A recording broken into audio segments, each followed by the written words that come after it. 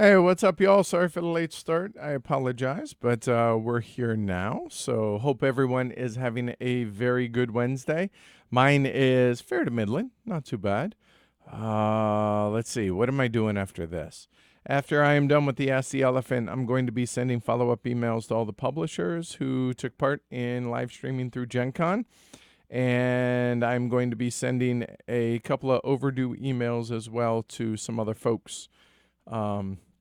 For behind the scenes things for the show. So there's that going on.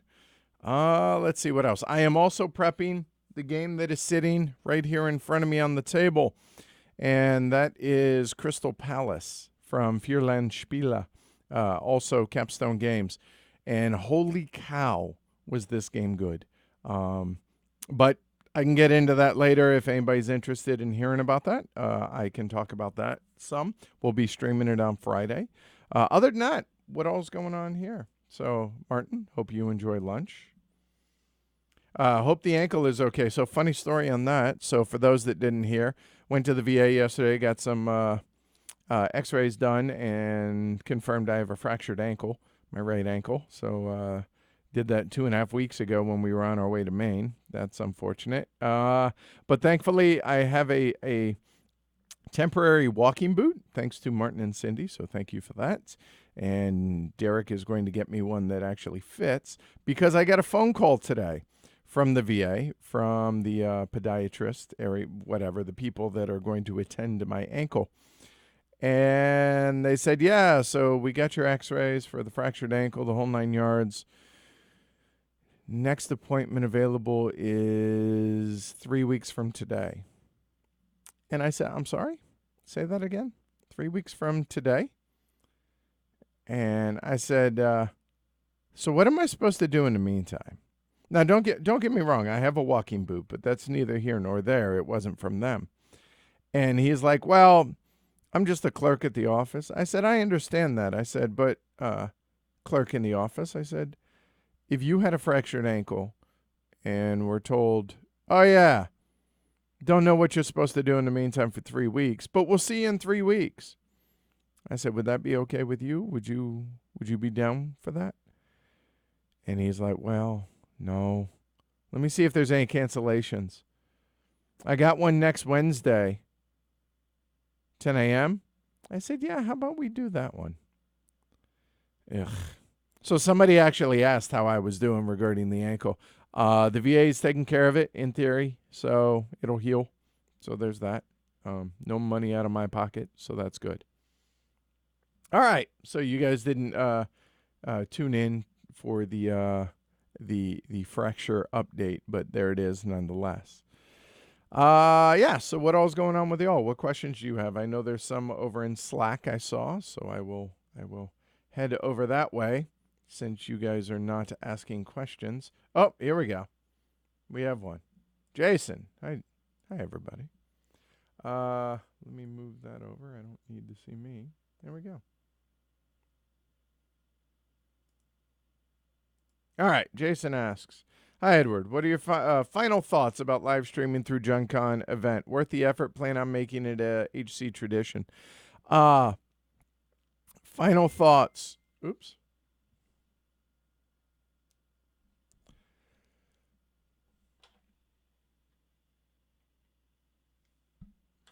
That's good. Final thoughts on it was everyone who told me it would be okay. It was right. It went pretty. I thought it went relatively well. The number of viewers was lower than what I hoped for, the live viewers. And honestly, if you look at the numbers, a number of views on the videos, it's pretty static. So that's kind of a bummer. I'm not going to lie. But overall, I think big picture, I think it definitely will pay dividends. And I don't mean literally financially. I mean just as far as the reach of the show. But I will say, like, if I went over on Reddit or I went to BGG or I go over to Facebook, now Twitter, I saw a lot of you guys spreading the word on. But anywhere else, I saw nothing about what it was we were doing. So that was kind of a bummer that nobody was talking about it there that I saw, at least. So that was the downside of it, but the net positive, I think overall it will definitely pay dividends. I think it was exciting for everybody that couldn't attend Gen Con to be able to see all these games.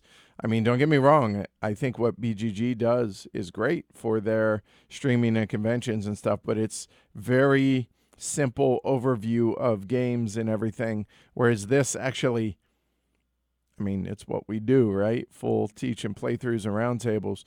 I thought it was a huge, awesome service to offer everybody. So I think net will end up being a huge positive. And will it become a HC tradition? If people want it to be, it will. Because I'll be honest, I would much rather do this than attend Gen Con. And in all seriousness, if you're on social media on anything, you see all the posts from people attending various conventions. There isn't a single convention that I have not gone to this year that I've seen people posting, and I thought to myself, man, I wish I was there. So, yeah, I would prefer to do it this way because it pays it helps everybody who isn't attending. And I think that's a wider audience than those that are. So I think that would be I think that's a benefit to the community as a whole. So yeah, I would like to do this every year going forward for Gen Con. But yeah, as long as people want to see it, I'm hoping next year it becomes a little bit of a bigger deal than it was this year. But yeah, we'll see. So there you go. So what are your thoughts? I mean, there's, some of y'all out there watching either live now or patrons watching after the fact. What are your thoughts on the live streaming through Gen Con? Things you would think we could do better, things that the community could do better, or things that we did right, or that we should or shouldn't continue. Like, I would love this kind of feedback. Yeah, so give me your feedback on it, because all I see is my perspective, right? All right. Kurt asks, with 2019 more than half over, what games do you say are in the running for the Golden Elephant so far? I'm probably forgetting some. And these aren't definitives one way or the other. Let me preface that. But games that could be in contention for the Golden Elephant off the top of my head, off of just, initial plays. Okay. So Crystal Palace, one play, potentially. Really, everybody who played this was like, oh my God, this is really good. So we'll throw that in there. There's PAX Premier 2nd Edition. There's Pipeline. There's City of the Big Shoulders. Those are the ones that jump to mind first and foremost. I'm sure there's some that I'm forgetting. I'm hoping that the game right there over my right shoulder, BIOS Origins, would be one. Possibly, from what I hear, High Frontier 4 is not going to change enough to be considered anything more than a reprint, but I shouldn't say that. It's the gameplay isn't changing. The presentation and the way it's packaged, as far as, and the way the rules are done up, the significant changes there, but the gameplay itself isn't changing. So I don't know about that. Maybe possibly PAX Transhumanity, from what I saw of it at Origins. Those would be the things that jump to mind off the top of my head without giving it too much thought there. I hope that helps. Thoughts on the new BGG logo? I get what they were trying to do, but it just looks like a blob. I don't know that I would consider it a great logo, but I'm not going to trash it either. It's that company's choice for their branding. Okay. But I guess, think of it this way. It's artwork, right? Artwork is supposed to make people feel things. From the response online, it seems like people are feeling things, so I guess the artwork has done a job to get people talking about it. and make people feel things. So I guess that's a success, right? Lyriacon, I'm hoping for next year, Richard. I'm hoping. Eric, do you ever have any ideas of designing a board game? No. I know you don't have interest in designing one, so what would you do with those ideas? Tell your designer friends? I don't have board game design ideas, honestly. Um, like themes maybe, but everybody can do that and come up with those. But no, I have zero interest or zero any of that. I don't have any ideas for designing or cool mechanisms or no, none. Zero. So no, to answer your question, Eric.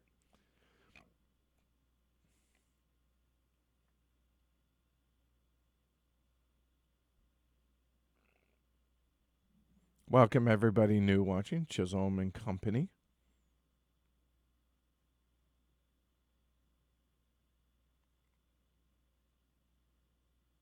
Martin says, I suspect it'll make a bigger splash next year with experience from this year, expectations, more publicity ahead of time.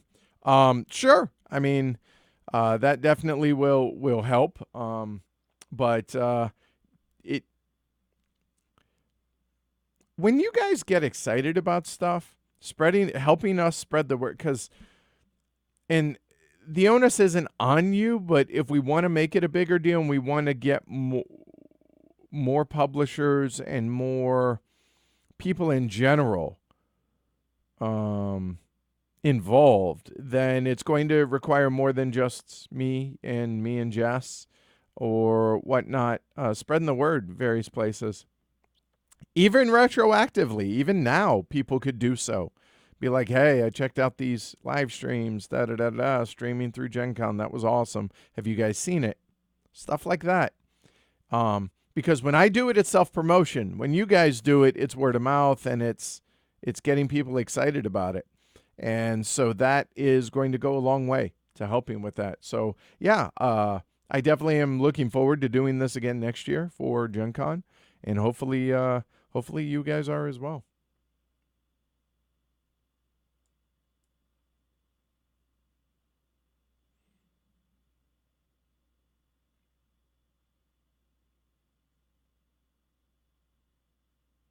Is there an interest to translate the teaching notes? More question to the herd. Um, well, there's the question to the herd, Charles. I know somebody had mentioned interest in translating it, I think, to French, the teaching notes, but I can't remember what came of that. And obviously, that's not taking place now. Speaking of which, we are going to be looking for more folks to help out with the teaching notes. So if you're interested, post in Slack in help the show. Hey, teaching notes, if you here to help, that type thing. We are offering free games as payment for those that help keep things on a regular schedule, as well as getting through the backlog of notes. Now, there weren't a whole lot during the live streaming through Gen Con because a lot of the teaches were truncated in a sense of the amount of prep that I was able to do because 11 and 4.5 days. But I think they went well overall. What was your guys's, what feedback would you give regarding the teaching on the through the live streaming through Gen Con as well? I would like to know that.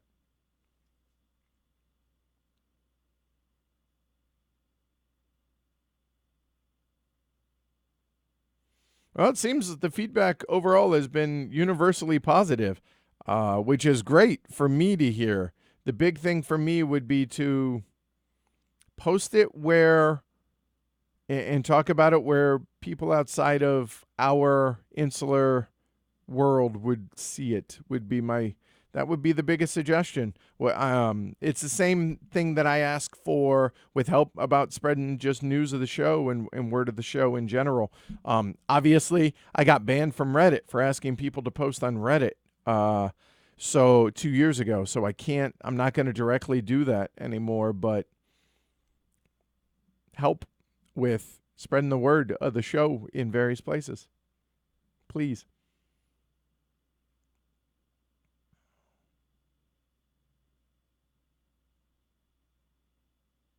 Brant asks, what would you have interest in streaming this year? Fleet the Dice game? No. Edge of Darkness? Possibly. AEG is supposed to be getting us a copy of that. Empires of the North? I'm unsure. Foothills? I can't get anyone to respond to me at Lookout, but that's also Asmodee, so I now have a good point of contact with Asmodee, so maybe there. Vindication, I know nothing about. Artemis Project, we've already streamed, and possibly Crown of Amara. Crown of Amara was Essen last year, but trying to get Pegasus Spiel to recognize us was difficult up to this point. So possibly those. Brant?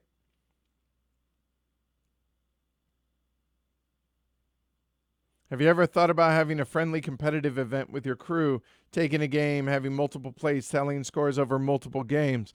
Absolutely not, Jason. That's not at all it's not why we necessarily play games here. Like, I don't normally do real well on streams. I'm here to to do that could bring out the nastier side of things. When we're playing a game, we're all playing competitively at our highest level. Nobody is taking it easy on one another.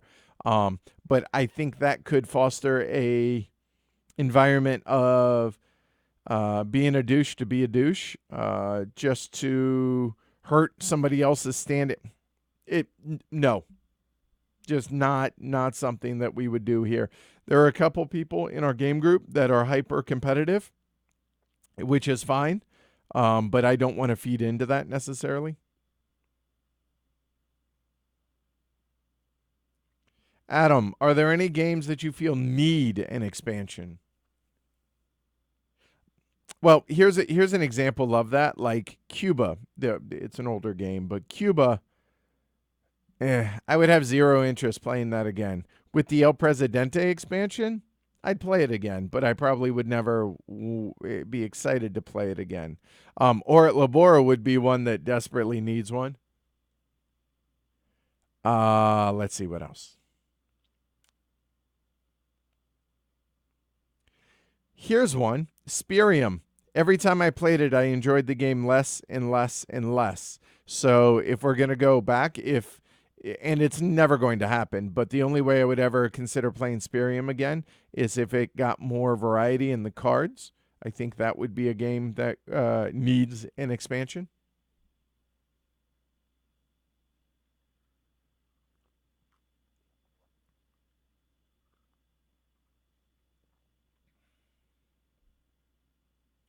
So that's a pretty good list.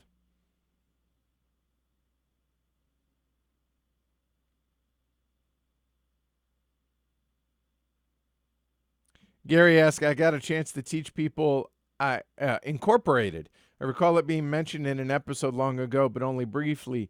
Was that one you liked? It's one I would like to revisit. I remember it being having some cool stuff and some stuff that wasn't so great, Gary. I have it over in the library. That's definitely one that, honestly, now that we have powered through most of the Gen Con games, it's kind of a dearth of games, new games that we need to stream outside of technically Crystal Palace being a live streaming through Gen Con continuation on Friday.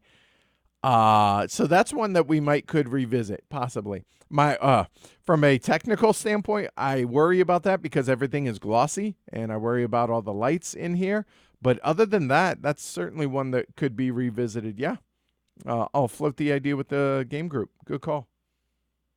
Did you receive the Deluvia Project reprint? Currently using it as a little table. This thing weighs a ton, not literally, but figuratively. In fact, I'm going to do an unboxing after this, live. So there you go. You guys know about it. Nobody else is going to know about it because I'm just going to do a gonzo stream, meaning whenever this finishes, I'm going to push Crystal Palace off to the side and then stream the unboxing so we can compare it together. So yes, Portos. And then I'm going to get to the emails.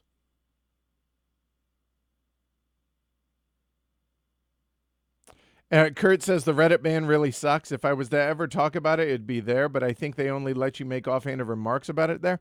That's not true. The ban is I can't post there, obviously, and you cannot link to heavy cardboard content. That is what the ban is. I've actually noticed some people mentioning heavy cardboard here and there periodically, just no links. So I don't know. There's a part of me that wonders whether or not I should go and ask to have it lifted, but I'll be honest, I don't know if I really want to. But I think I want to grow the show more than I do not swallow my pride on that. So I don't know. We'll see. What do you guys think? And Kurt, have you considered reaching out to the Reddit admins? Do you feel that's a bridge burned? I don't know if I want to. Is the gist? I have not made any inroads in 2 years since I've been banned from over there. So I don't know. And for those that are unclear, I was banned because I posted in Slack asking people to either post our stuff or to go upvote it. That's what I got banned for. And I was told, the story is that I was warned multiple times for that. That is a untrue statement. I was warned for self-promotion, and the Reddit board games subreddit has a 10-to-1 threshold, like posting things that aren't about you and your content. And I was at like a 15-to-1 ratio, and so I was abiding by that, but I still got warned by the Reddit mods because I think some of them really didn't like me. And so I kind of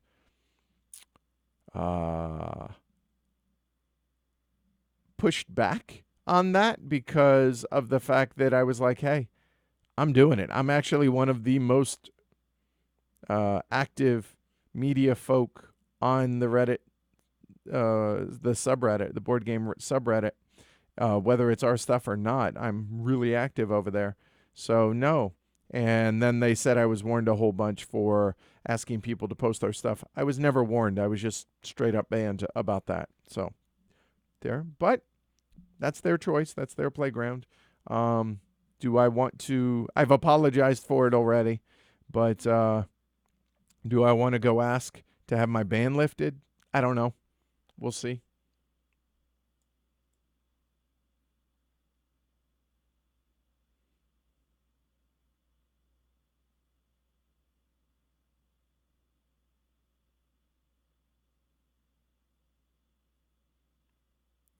That's an interesting idea, Brian. If the streaming through Gen Con event continues, and we do plan on it for next year, have you considered doing some BGG banners leading into the event next year? We're definitely going to, we thought about Facebook ads and other things like that, but that probably makes a lot of sense as well. So that's something that we might consider for sure. Those ain't cheap, though. That's for sure. Eric, what would you say your win rate is for games you don't teach because of not having to be a good teacher? I teach most of the games. There are the occasional ones that I don't. What's my win rate? Usually that means I'm new at the game, so not terribly high. As you guys can see, I don't win a ton, especially on stream because I'm interacting with y'all, keeping the game moving, producing the show, switching cameras, the whole 9 yards, teaching, and making sure the game's just running, plus trying to play. So, yeah, there's a lot going on there. Yeah, so I win occasionally, which I'm good with. I'm good with that.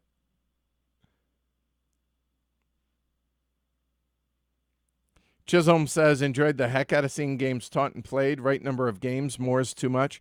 And yeah, to be honest with you, I would have loved to have shoehorned Crystal Palace in, and I probably could have on a day like Friday. Like, I'm thinking we might be able to up it to like 12, but I didn't have enough time. This is a game that we had to play once. After having played it last night with Shrey and Derek, who both played a round demo of it at Gen Con. It's a game that we absolutely had to have played before. There are very few games in which I will not play the game before having it on stream. That is terrifyingly working without a net, and I almost never try and do that, if not multiple plays of the game. But we played it last night. We played it Friday, or we're going to play it Friday before the stream, so Jess can have a game of it as well.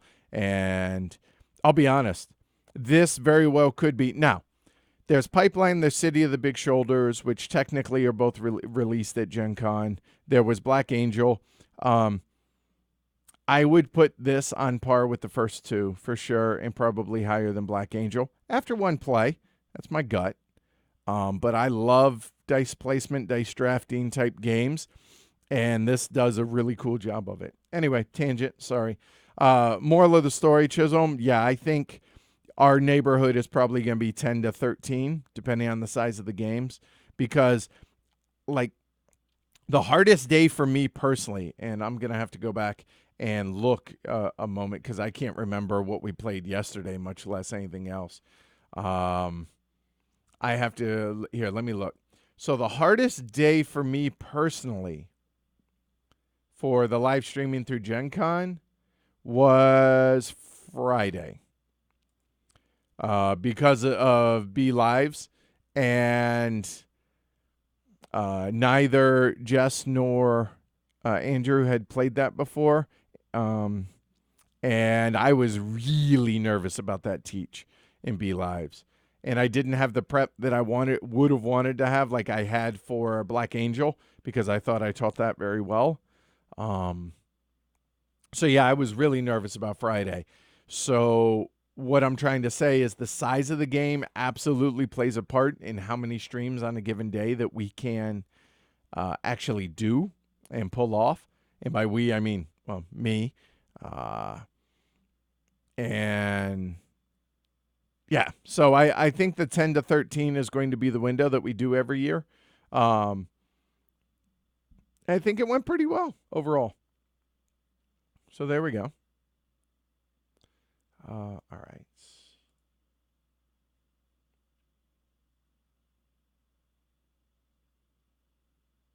Brian says, I'm a marketing guy. If you have questions, let me know. Brian, how about it in the months leading up to that? You help us out. That'd be cool. I'm all ears. I also had Adam Brecky helping with that the first couple days of it and a few days leading up to it, but it was a bit of a late start. So, yeah, we're going to definitely have things different for next year, have a bigger lead time. But honestly, you guys can do a huge benefit to the show, more so than I can. I mean, sure, I can pay money for like BGG ads and Facebook ads and do all that, but there's only so much self-promotion that I can do. So when you have people talking about and not promoting, but talking about and saying, hey, and being excited about whether it, take Game of Thrones. The people that were excited, and obviously apples and spaceships, size-wise. But my point is, it's the fans of the show that are getting people hyped about it. It's not the Game of Thrones people getting people hyped outside of their trailers and whatever. So the word of mouth is a huge deal, whether that's via social media, websites, or in person. That cannot be overstated. That is the holy grail of marketing, is getting people to help you talk about your stuff. So that's the biggest thing.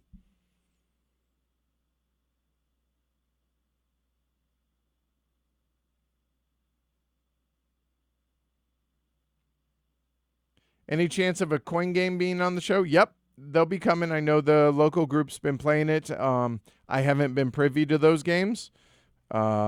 So if I do become, then I will certainly be highlighting a coin game or two on the show for sure.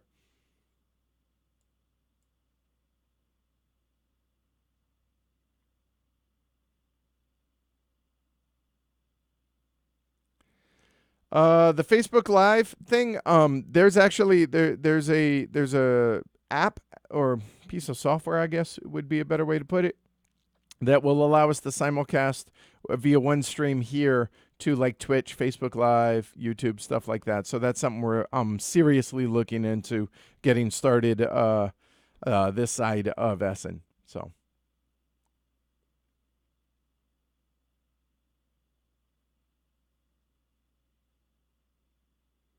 Well, Alexander, if there's interest in people translating the teaching notes on to a foreign language, whether it's French, German, anything other than English, people can hit me up, and I will put you in touch with Adam, who is running the teaching note crew, and yeah, and absolutely have that happen.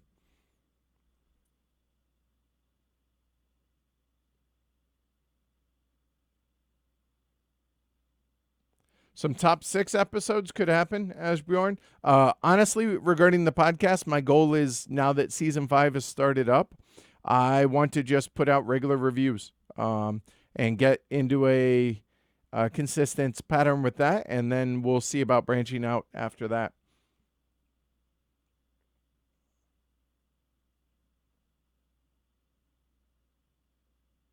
And yep, Kurt, regarding Twitch, I touched on that. Yeah, that's definitely going to be happening sooner rather than later.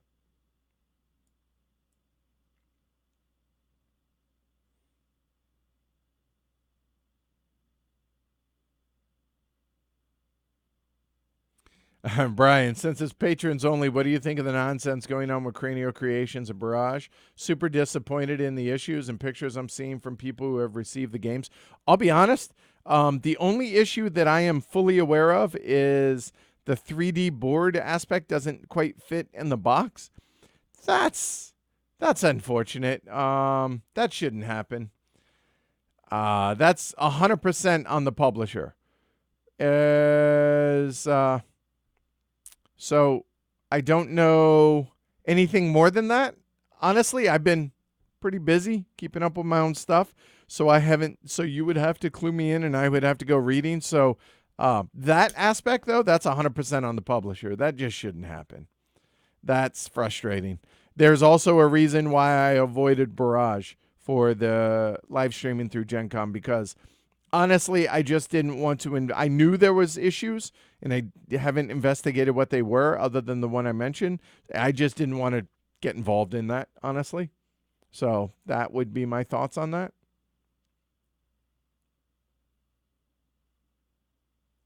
Yes, Chisholm, clearly I need a dragon.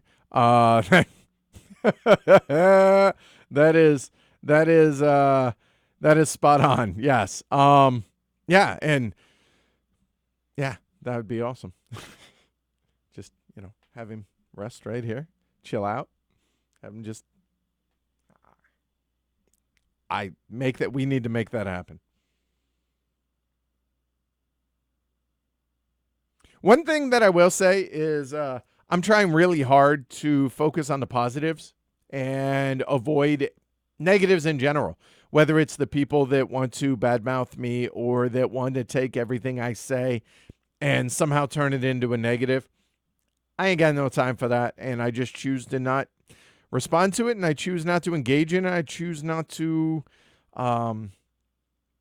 infect my life with it. Now, don't get me wrong. Constructive criticism, constructive feedback, absolutely.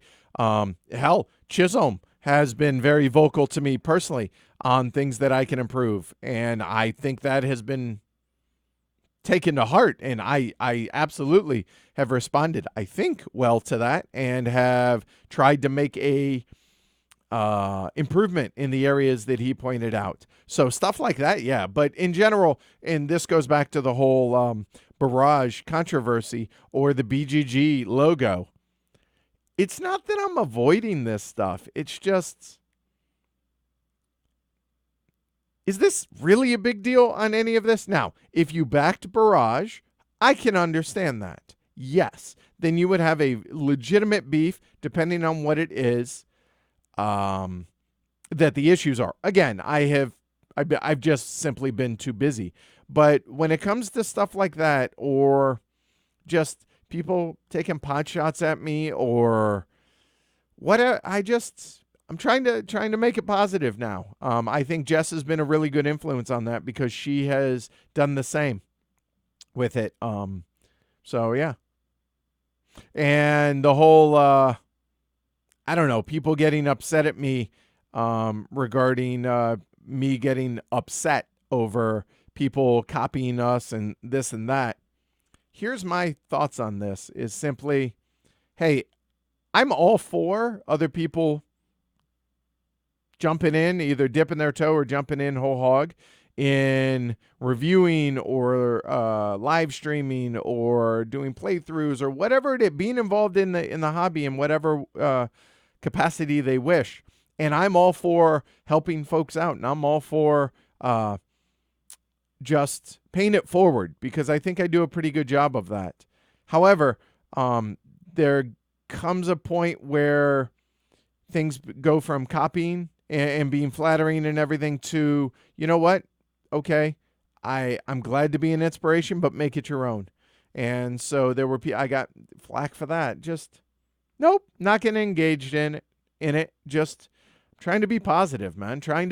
These are board games, right? I get to play board games and review them and do live streams of them. So I'm going to focus on just that and less about the drama. And hopefully that's come through over the last, I don't know, however long I've been trying this. Handful of weeks, month, 2 months, whatever it is. So there's that. So regarding the barrage stuff, shame on the publisher if there are more issues there. When I saw the production quality, it looked really good when I saw it at Origins, but I didn't know I don't know what the details are on the rest of it other than I saw the 3D board doesn't fit. That's bad on the publisher. That's messed up, if so. So.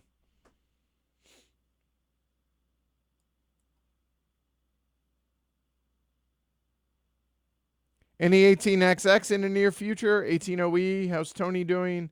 I haven't spoken to Tony in 13, 14 months. I've reached out a couple times, haven't gotten a response. So there's that. Same goes with Sweater Mike and some of the others. Basically, Brian, Michael, Kleiker, that's pretty much, and Adrian, who I'm helping pay forward with some of their live streaming stuff that they're doing over on Mile High Game Guys. Those are pretty much the only people that have made any effort to try and stay in touch with me or have responded to my efforts. So I don't know the answer to those things. 18XX in the near future, nothing on the immediate horizon, but there will be stuff coming, sure, down the road. 18OE, I wouldn't count on it anytime soon. That's going to have to hit 800 before I consider OE because I absolutely would need the PTZ camera for that. High Frontier, Argent, the consortium, that was brought up by JT. That'd be a great one to stream, but it's such a bit of a table hog that we would need the PTZ camera to be able to zoom in on specific tiles for what's going on. So I can't do anything until we can afford a PTZ camera. There you go. So Adam Kramer, who is the amazing guy behind the scenes helping out with the heading up the teaching notes, as well as Andrew and Michael and that whole crew that is helping translate them from my chicken scratch to presentable teaching notes for you guys. We're still looking for more people to help with that. So if you're interested in giving away free games for those that are consistently helping with that, then yeah. So post in, help the show over on Slack, please. Or if you're not on Slack, even though you have access to it, shoot me an email. I really would appreciate it. Wheels and spokes are crazy warp. Part thickness is less than advertised. Boards have unwrapped it. Oof. That's just some of you guys are at work, so I will keep this safe for work. That is really messed up by the publisher, if that's the case. I haven't gotten a copy. So I don't know. I have the prototype still, so I can't speak to it firsthand, but I'm going to take your word for it that all these things are true. And if so, that's inexcusable and really disappointing, and they should be taken to task for that. And they're probably burning bridges by people not wanting to support future Kickstarter endeavors if that's the product that they're going to put out, and rightfully so. So that would be my opinion on that, provided all that is true, which I have no doubt that it is. Jason, I see the BIOS Origins box behind you. Do you? Is it? Oh yeah, it's right there. Will you be doing shows on Genesis and possibly revisiting Megafauna with the Boston crew? Genesis is a confirmed 100% yes. I'm actually surprisingly having a hard time finding somebody to commit to that. That's going to require like 3-4 game days to do so. So if you're watching this and you're part of the Boston crew and you legitimately want to do that with me, chime in, because that's falling on deaf ears right now. So I that's got to come next month in September. So I really would like to get that done.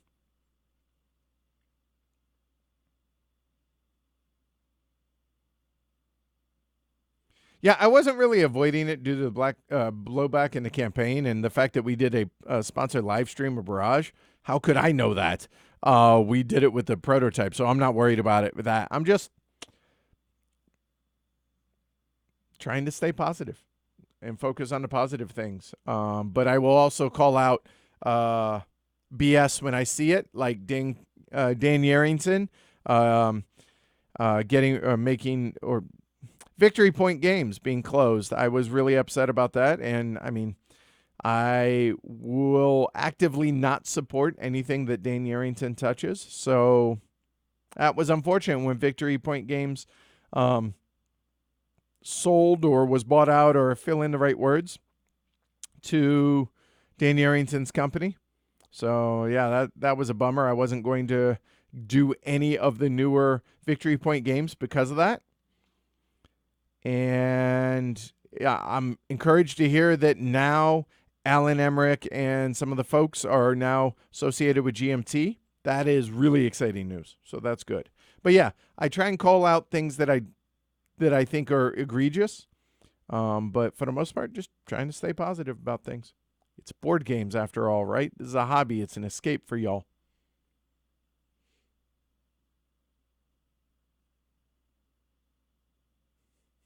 Good, Chisholm. Thanks. I appreciate it. I'm glad to hear that you see the response being taken, and your constructive criticism done with love has been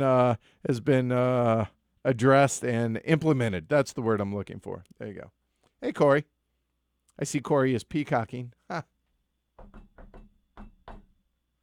Sorry, Corey. Not original, I'm sure, but it was amusing to me, so thank you for that. Yeah, see, and that's the thing, Brian. It's a shame a company has lost a ton of confidence with its backers. Yeah, and that's the biggest thing, like with people like whether it's Rado or me or Shut Up and Sit Down or Dice Tower or anybody else. Once you lose integrity or people lose confidence to be able to trust you, whether you're a company, which technically all of everybody that I mentioned represents their own company, or a board game company. Once a company loses that trust of the people supporting it, it's awfully hard to get it back. So yeah, that's unfortunate. That's really unfortunate. And to be honest with you, if the pushback's that strong regarding Barrage, which again, I'm going to assume that it is, then it makes me hesitant to associate Heavy Cardboard with them going forward. So, but they're really pleasant people. They're really good people. Apparently this just sounds like a FUBARD campaign.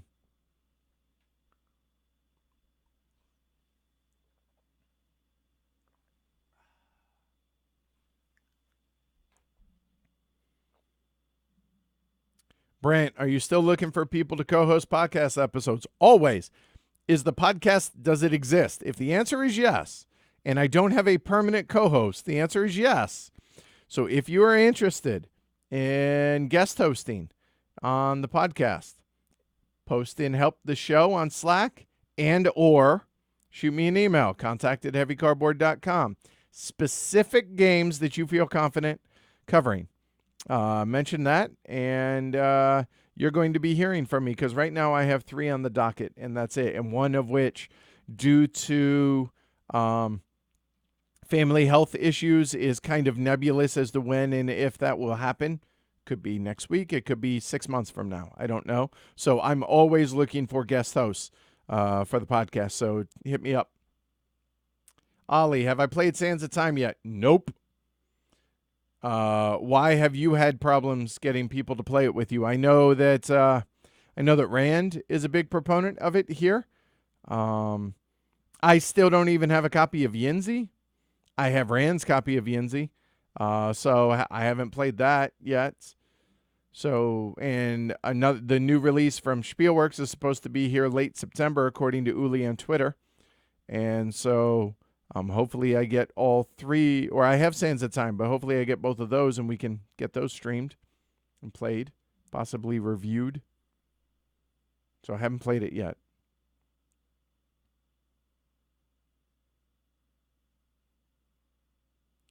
Brian says, I think there's a lot of integrity in heavy cardboard content with positive and negative points of the game, or of a game, I guess, in general you're talking about. It's a huge competitive advantage in this space. I think so, too. And the fact that I try really damn hard to be very transparent with partnerships, any sponsored live streams, any sponsorship big pictures, which right now we have none, but you get the idea. I think we do as much, if not more, than anybody else in this industry. Is it a competitive advantage? Is it? I don't know. I on the surface, it leads me to think that it should be, but the numbers aren't translating. So I don't know. Yeah, I don't know. Is that going to change? No. But is there an advantage? You would think there would, but I just am not seeing the reflection of that in the end result. So I don't know. But in at least logically, you would think that would be.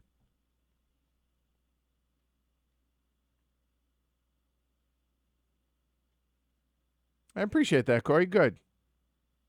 Yeah, I'm a big fan of Argent too, Chisholm, so I would love to be able to stream that. Ashbjorn, 18OE is not a table hog, it's a table killer. Well, that, before we even revisit any discussion on OE, that's going to have to happen first, which means we got to get to a PTZ camera.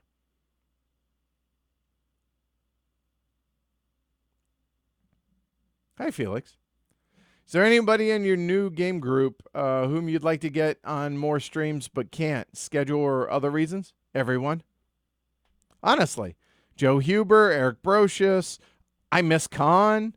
I haven't seen Christopher Tavares since he got married and ran away to Europe for their honeymoon. I haven't seen him around. Gaurav, I haven't seen since like 1889.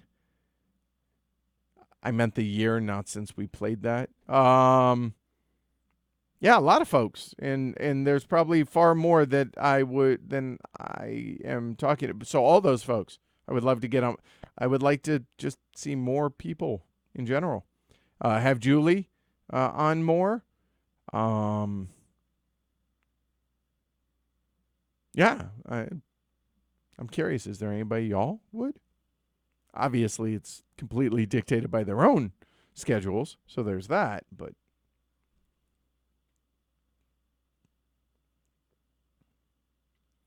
say it, Edward. Will you be attending Essen Preview Night? This is on Wednesday evening before the convention opens the next day. I'm gonna go out and say unlikely, but I won't say no.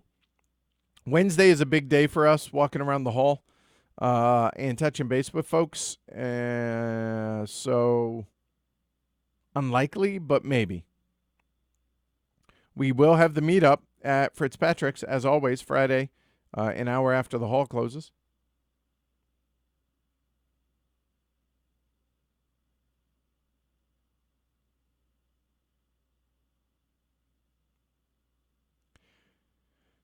Shad Ghost says or asks, what are the top games you're looking at for Essen beyond the ones you're live stream for Gen Con? I haven't gotten there yet.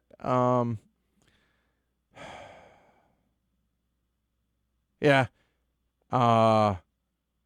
Trying to keep all the games straight. I don't have a list off my head.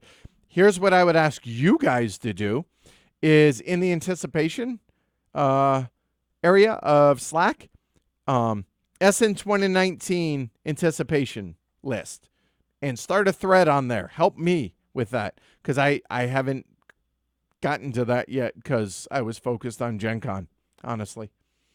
So there's that. And Kurt, there's nothing wrong with that. I mean, about ordering High Treason from Victory Point Games.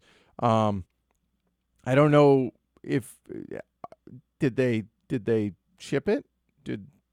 How'd that work? Because if it's no more, I don't know how that's working. Are they just liquidating inventory and then closing the doors? I just know that Ellen Emmerich said that Victory Point Games is no more. So the details on that I don't know.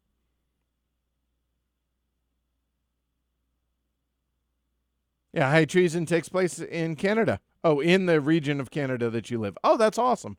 Yeah, I'd never heard of Louis Riel until that game came out. You can go back. We actually reviewed it on the podcast, and I also sat down with Alex, who is the designer, who's a lawyer in the Denver area, Colorado Springs, whatnot. Sat down for an interview at the house with him back in Denver. So if you're interested, check that out, Kurt. Can you roughly rank the games from the live streaming through Gen Con? Ranking them based on what, Brant?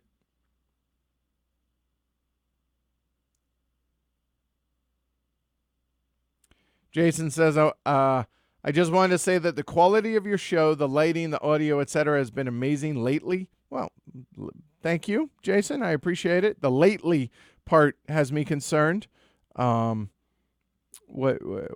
What's changed since I moved here? Obviously we got the lapel mic issue straightened out. We're actually thinking about changing to boom mics instead of lapel mics. More on that later. But yeah. So I'm really glad. Loving the Boston streams. You have the highest quality streaming show in the industry. I appreciate that. I really, really appreciate that, Jason. Thank you. Now let's get more people to watch it. Hey, Vince. Felix, any chance of doing another Black Box Glory to Rome live stream? Are people asking for it other than you, Felix? It's sitting right there. It's entirely possible. It's not a hard game, and I could do that. If there's interest, I could do that. Long form content's tough to compare to short form, much different audience. Smaller niche, heavy gamers. That's part of the reason we do medium and heavy, to the chagrin of some segment of the audience. On that note, by the way, good news on the video front of things, that I now officially have somebody who is going to be helping me cut out. Each video is... I'm not going to give a time frame on this, but I already have somebody, and we're talking about the details of this. Every video now, every live stream that is a standard live stream is going to have 4 videos associated with it now, 3 if it's sponsored. It's going to have the full thing, which you already have. In addition to that, we're going to have a teach only, we're going to have a playthrough only, and if it has a roundtable, we're going to have a roundtable only. I'm going to talk to Liam about doing different video intros for each of those, as well as graphics with James, to clearly differentiate between what it is. Is it the whole thing? Is it just the teach? Is it the playthrough? Is it the roundtable? And each of those is going to have their own branding, essentially, is what I'm saying. We're going to start with the newest videos and work our way backwards. So, yeah. That way, if you want the teach, just the teach, You see it's 42 minutes. Maybe that's less intimidating than a 4-hour live stream. So we're going to try that. That's officially getting started today, I guess you could say. So, or tonight. So there's that. I'm really excited about that.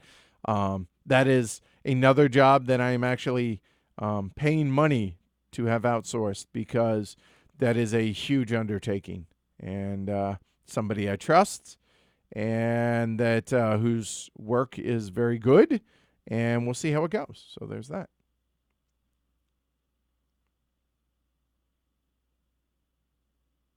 Thanks, Asbjorn. Have you tried the Cumberland Farms frozen iced coffee for 99 cents? I mix it with the iced coffee. Where is this? BGT? I am unfamiliar with this. So the answer is no, to answer your question. I am unfamiliar with it. Rank Gen Con games based on enjoyment. Sure, I'll do this. It's a patron-only one. I will do this. I have to go back and I have to find the the list of games, because I told you I cannot remember what we did.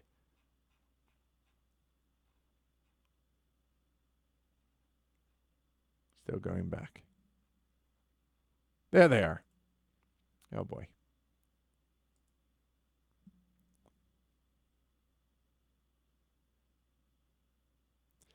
So City of the Big Shoulders and Pipeline are kind of the weird ones in this, because of the fact that, I mean, I've been playing them enough and for a long time. So those two would be probably top of the, but they're kind of in their own thing, right? So outside of those,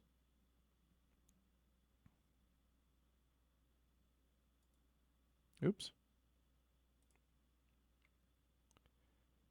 I would say I really like Shobu. I will say that. Deluvia Project was a very pleasant surprise, because I don't remember enjoying it when I played it years ago. I don't know why, but I sure as heck enjoyed the heck out of it now. Ecos was a lot of fun. So, no, I'm not going to rank them, Brant. I come to find out, because that kind of feels... Be Lives, if we had the aforementioned player aid that just made the rating easier, I would have liked that a lot more. Dark Domains, I got to be in the right mood to play. Black Angel, I really enjoyed. Beta Colony was fine. Silver and Gold, it is not my favorite of that genre. I think it's fine for what it is, but I know that there were people that loved it. I mean, look at what Rachel, Chris's wife, what she tweeted out about it, that she was so excited that we let her unbox our copy, and they played it and she won. That's awesome. I really enjoyed Watergate. Honestly, there was nothing that I didn't enjoy, any of the games. I would probably say that the only difficult aspect, and the part that felt a bit trudging, was some of the rating in Be Lives. And Beta Colony was good, but it wasn't ZOMG, honestly. I mean, so there you go. Yeah, I think that works.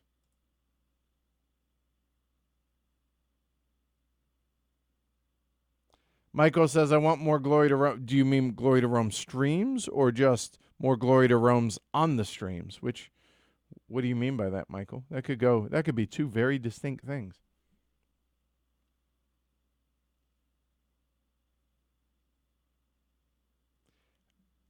Board Game Trucker. Motenai, I think, the Carl Chuddick game. There's one that came out at Gen Con that I think Lawyer Andrew, got a copy of, that we might be playing on stream in the next handful of weeks, too. So, okay. And Kurt says, I've tried linking your vids to people in my group so they can see the teaches before we play, but the 4 hours is intimidating. Looking forward to the teach-only vids. See, this is frustrating to me, and let me just get this out. Adam and Chris do an amazing job. And Adam goes above and beyond any timestamps I've ever seen on anything in the history of timestamping. So all of the timestamps are down below every video, just about. He's going back through the backlog now, but he's on it quick like. And then Chris takes those and then puts them onto the video on YouTube, as well as helps me upload them to BGG. So the timestamps are there for people. What am I missing? Why is that so hard for people? Okay, you don't want to watch a 4-hour video. The teach is listed right here. You want a specific part of the teach or a specific round during the gameplay. Click on it, and it takes you right to it. I don't get it. Come on. And I'm not griping at you, Kurt, or anybody else in particular. Just the effort is being made for these timestamps that are amazing. So what? Why aren't people taking... We didn't timestamp for a while. Then we did. Then people complained we stopped. And now we're going above and beyond with what Adam's doing. And now no one is saying anything, but just frustrated about that. I'm sorry. Urgh. I guess people look at 4 hours and don't even get to the timestamp part, I guess.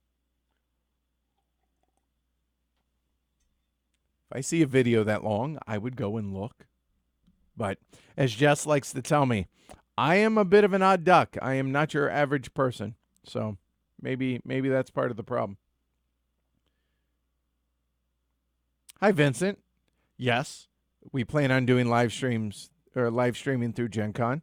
And also, Vincent, since you and others were late, even after the fact, we would appreciate you guys helping spread the word. Hey, did you guys see Heavy Cardboard did this on various internet website places? So do that, please. Vince says, I think I punch and played your copy of Sands of Time at Heavy Con. Okay. Okay, well, I do have a copy. I just haven't played it. Where is Cumberland Farms? Convenience store. Board Game Trucker. Help me out, man. I don't leave HCHQ terribly often, so I apologize.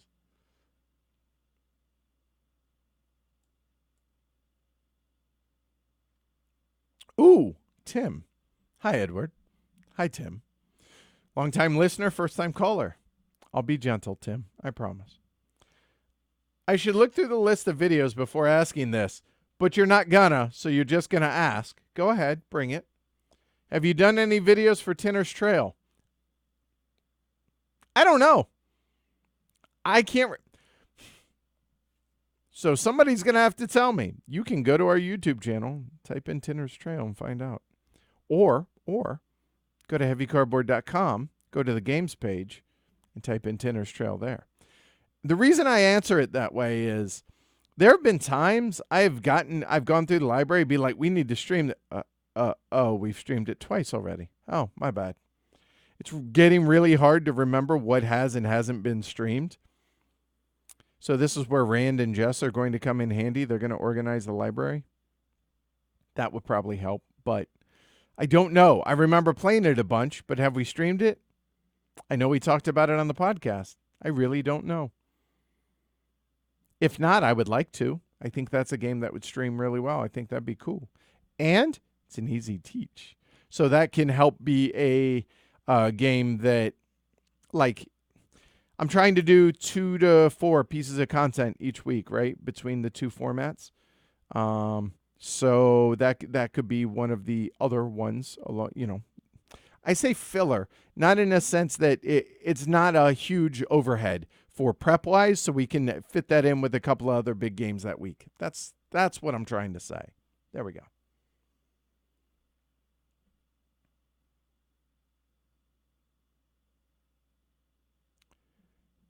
What player count do you prefer Pipeline at? I think I like it at 2, 3, and 4. 2 played surprisingly quickly. Hope that answered your question, by the way, Tim.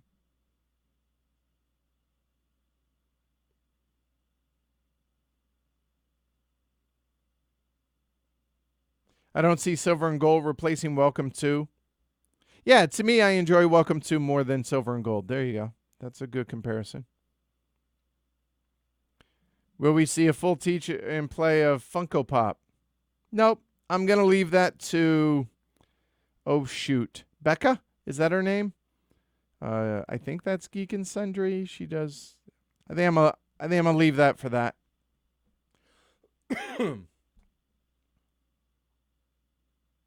Is there a heavy card? Is there a heavy cardboard podcast episode on Glory to Rome?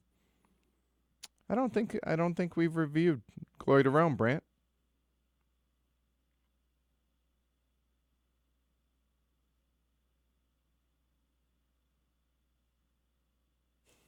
Michael says, to clarify my previous post regarding need more Glory to Rome, I second the request for another Glory to Rome Black Box stream. Now, would this be a Glory to Rome Black Box public or patron-only not safe for work stream? Because those are very different animals. But also, those Glory to Rome streams in general are awesome. And I guess I wouldn't discourage more Glory to Romes during gameplay. All fair points, all we can do. But I think since we've done a Glory to Rome stream, I think I forget, have we done a public Glory to Rome stream? The Black Box? I don't know if we have.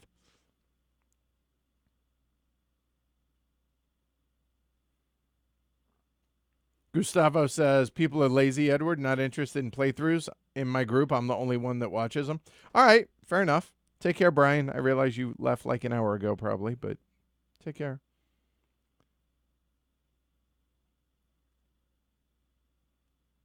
Ali says, I think people don't see the click more in YouTube.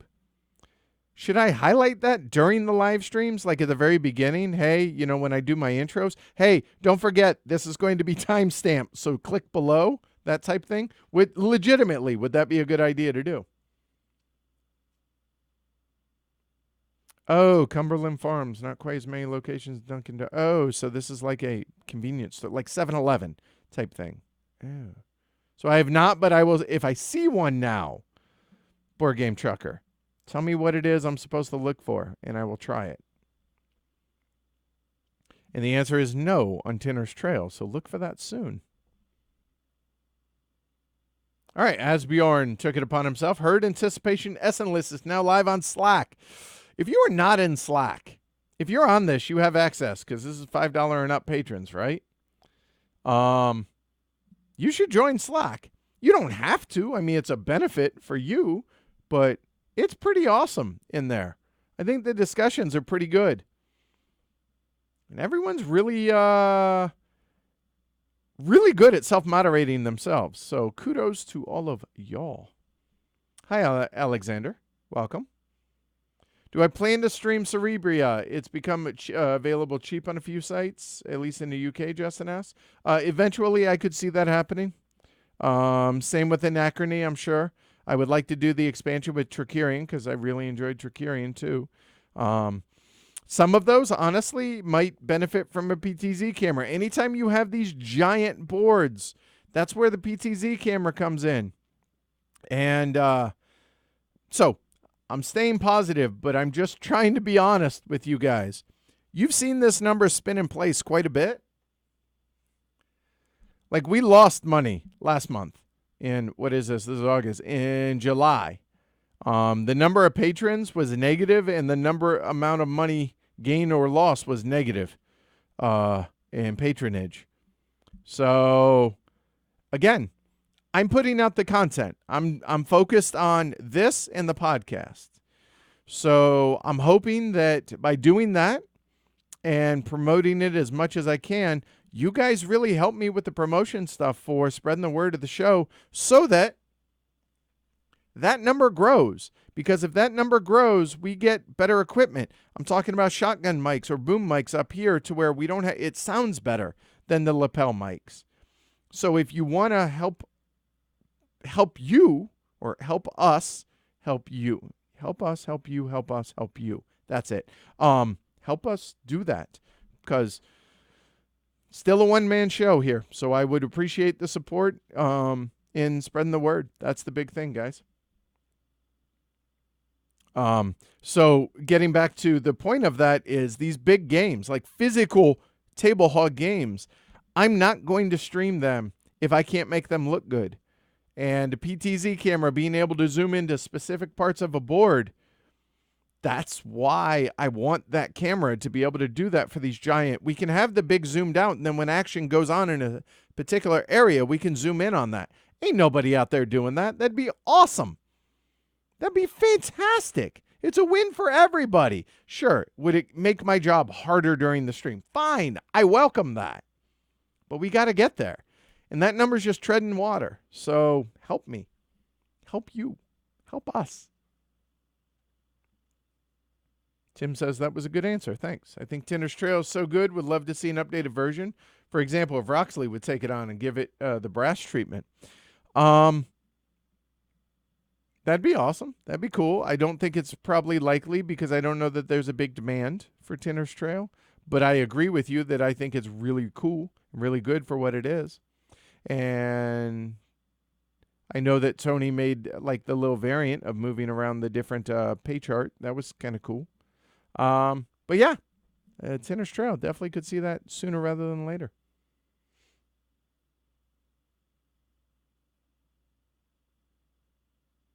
All right, frozen coffee, Cumberland Farms, noted. Okay. Matt Kelly. Hi, Matt. Any older classic games a la Tikal high on the list for an upcoming stream? I'll be honest, I have a list upstairs. I apologize I did not bring it with me.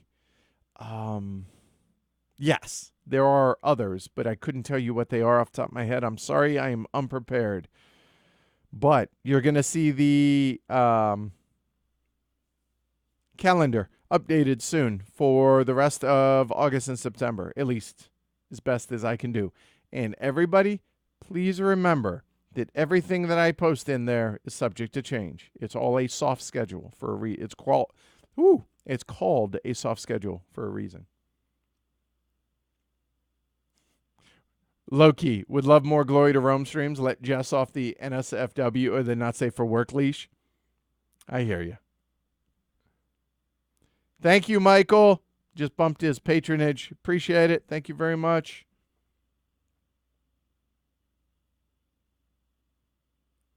Yeah, Corey says, yeah, I think you should point out the timestamps in as many ways as practical. It just helps those who don't know to look for it. That makes sense. It's just not something... It's something intuitive to me, so I assume it is to everybody, but obviously it's not the case. So I will try and do that. And feel free during chat. Once I bring the chat up on the screen, remember, because we're not editing the front end of the videos anymore, and I realize that when you click on a video now, there's like, I don't know, anywhere from 20 to 45 seconds of like just deadness at the beginning. And the reason for that is because after the live stream, I'm saying, is so that the live chat can actually live and exist off screen as well as the on screen stuff. And so that the audio and video don't get misaligned and unlinked. So therefore, you feel free to mention that in the chat as well. You guys can help with that. That would be cool. Especially if I see it in there, I'll be like, oh yeah, hey, and don't forget to click below. So people reading can see it as well as people that just have it on in the background, whatever. All right, so good call there.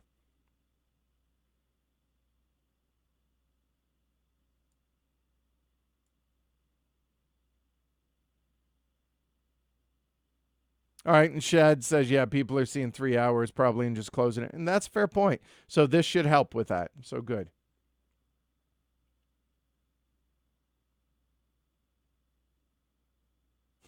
Kurt says, the Slack is such an amazing community. It owes me so much money for all the games it sold me on over the 8 months or so. If you're a patron, get on there. I mean, it's a benefit of being a patron. So make use of it. I mean, there are some people that just have no interest in or time or bandwidth or whatever, which is fine. I'm just saying it's awesome. It's the best online community I've ever engaged with. Most welcoming, most open discussion, like people, and there's heated discussions, and people will self-correct themselves. And correct me, but I know we have a couple of the mods in here, but I don't think we've ever had to moderate a single thing in Slack. Now, don't get me wrong. Obviously, somebody became a patron to take screenshots of me asking people to post things on Reddit and then posted that to other places. And there are definitely people in Slack that take some of the things that are said in Slack and badmouth in other places. But that's on them. That's not the community. The community is amazing. It's the best community I've ever been a part of online. And that's a credit to all of you. So thank you for being awesome, because you are. Seriously. It's amazing.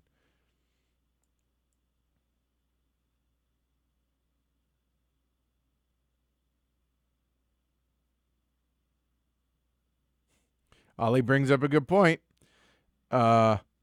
Speaking of which, Ollie, thanks. Hey, good timing on that. Just bumped his support. Thank you, Ollie. I appreciate that. He says, it might be a good idea to tell people. I see YouTube people telling their users incredibly obvious things all the time. It's easy to forget. You know what? That's a fair statement, because I watch a lot of poker vloggers, whether that's Andrew Nemi, Brad Owen, Jamin Burton, and the like. And I forget to I forget to thumb their stuff. I'm subscribed to all of it already, but I forget to like their stuff. So when they say that, I'm like, oh, so you know what? Even I'm guilty of that. So you guys are completely correct on that. Jason, I guess I'm not the norm. The longer the runtime on a playthrough, the more I want to watch it. Yeah, I'm going to go out on a limb and say that, Jason, you are the exception. But thank you for raising the overall watch length time for the whole channel. Thank you for that. By the way, here's something you don't know. So the average watch time of a YouTube, like a single setting, like on a single video without clicking off of it or anything, on YouTube, as an average, is about 4 minutes and 20 seconds, 4.5 minutes. Ours it varies. Let me actually get you guys the current one, because I imagine some of you guys are interested in this stuff. I imagine. Maybe not. So this is pretty cool. So here's something. I had a discussion a while back with a certain media person in the board gaming world. Said their goal was to get their videos to under 5 minutes. Total. Reviews, everything, under 5 minutes. Not the direction I choose to go. I understand why they're trying to do that, because of that thing, that exactly what I'm talking about right there. But I think that is for a review, or anyway. Ours is just over 20 minutes. To put it into context, average is 4.5 minutes. Ours is over 20, and it sometimes jumps up as high as 22 and change. So needless to say, Jason, thank you for the continued watching longer than that to help bring that average up. I appreciate that. And all of y'all, keep that in mind in the back of your head.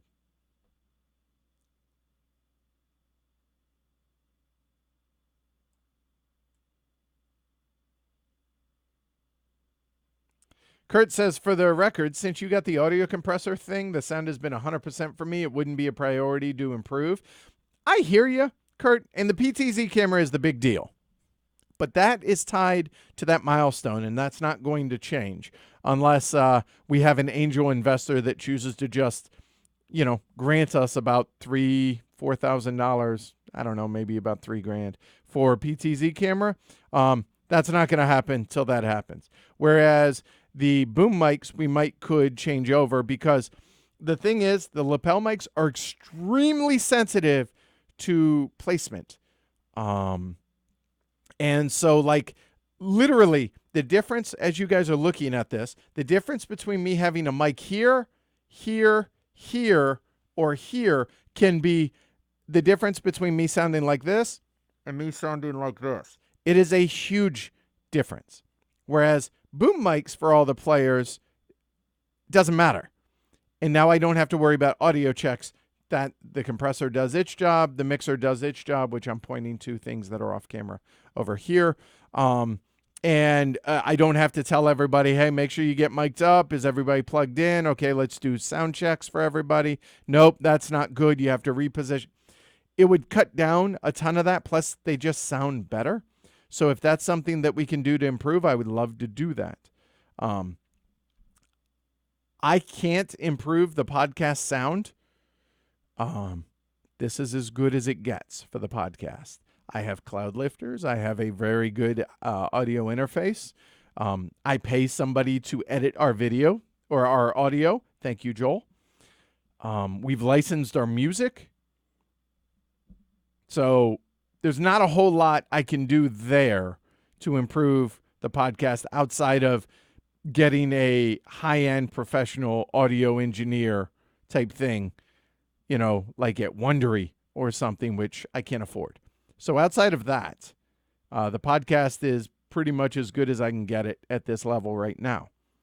Whereas the YouTube channel, I can always keep improving things. I would love to get rid of these lights that put out a ton of heat up here for the summer to make it more comfortable for everybody in here streaming. But the big thing, the number one priority is PTZ camera. And then a second PTZ camera for block war games and see things over my Oh, that would be amazing. So, anyway. But it's good to hear that the audio has drastically improved, Kurt. I agree with you, and I'm very happy about that. Hello, Kevin. Welcome.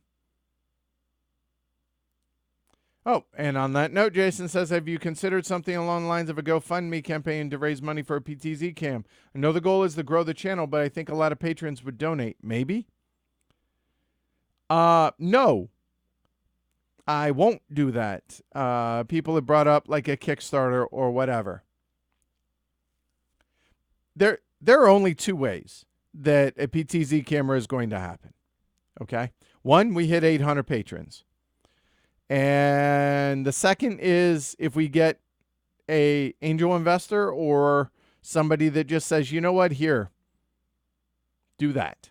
Here's money specifically for that. Go do that. Or here, tell me exactly what you want and I'll just buy it for you. Those are the only two ways that's going to happen. Otherwise, that number there is going to be the way that happens. So if the community wants it bad enough, that'll happen. And again, that doesn't, I feel like that's kind of like, that's not the right, I feel like the wording of that was poor. It's not that you guys don't want it. It's just help me help grow the show. That's the whole, that's, would the PTZ camera help it? So, okay, chicken or egg, right? And I really don't want to ask for more from existing patrons because you guys are doing the heavy lifting already. You guys are making all this possible. So it shouldn't fall on you guys to pay more or offer more, fill in the right words, support at a higher level or whatever. I mean, absolutely. If you want to, please do so. As, Oliver and now Jason, thank you. I get the point, guys. And Michael have done since the stream started. Thank you.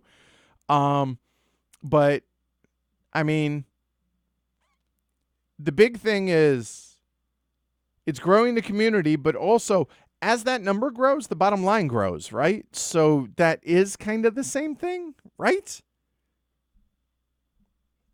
So it's a tricky slope. Like,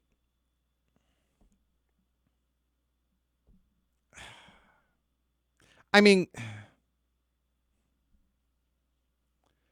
I don't know. It's kind of a weird thing to see. And for me to have the Patreon and then have it like a Kickstarter as well for something specific, or having a GoFundMe, which I won't do, period. So no. But having a separate fundraiser specific for a goal for the show, which is already tied to patronage, I feel like that just doesn't feel right to me. But maybe I'm wrong. Maybe I'm off here. Maybe I do put a secondary thing on the Pledge HC page to where it's like, hey, do this for patronage or donate a few bucks, and when we get to whatever the goal amount is, we get a PTZ camera. Because it's not just the camera, right? It's the camera, obviously. Then, so we currently have 4 cameras. We have one. We have the one for the other people. That's 2. We have my Tableau cam. Then we have the main cam. That's 4 cameras. We have 4 inputs. If we get another capture card, that's going to be another 4 inputs, which currently is only a 1080p, by the way. Inputs, that's $750 or so for the capture card on top of the price of the PTZ camera. And then on top of that is going to be the joystick and everything for the PTZ camera, which is going to be a whole lot different than my handy dandy little keyboard that I use to switch cameras on. See, for instance, like that. So all of that is going to, so it's not just the so when I say we get the PTZ camera, it's all of those things. So there you go. So I appreciate the support. I appreciate the bumps, guys, very much. Very much. Please don't think that I do not. It's just, I think we made the goal of tying that to the Patreon or patronage of the show, a concerted, a intentional thing. So yeah, I think we're going to stick to those 2 options for now, which the realistic option is hit 800 as opposed to somebody just saying, here, I'll do it. I doubt that's going to happen. Because unfortunately, James Holzner, I appreciate the patronage. Thank you.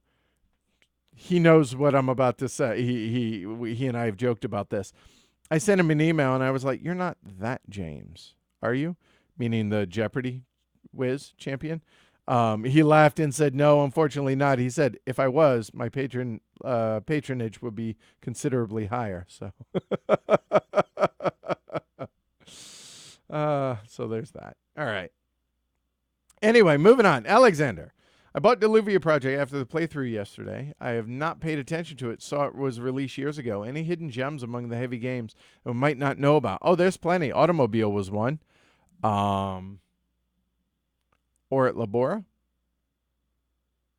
I mean, I don't know how hidden of gems these are. I've heard really good things about the first edition of Steady and Emerald. Haven't played it. I have first and second edition. From what I've heard, I should only play the first edition. I'd like to get that streamed at some point. Crystal Palace is definitely going to be one that you're probably going to want on your radar. It's very point salad-y, but boy, there is something about this that really hits a lot of good things for me. Anyway, nobody's asking about it, so I'm not going to talk about it. Other hidden gems. Ground Floor, second edition. Oh, apparently we're going on a Spielworks kick.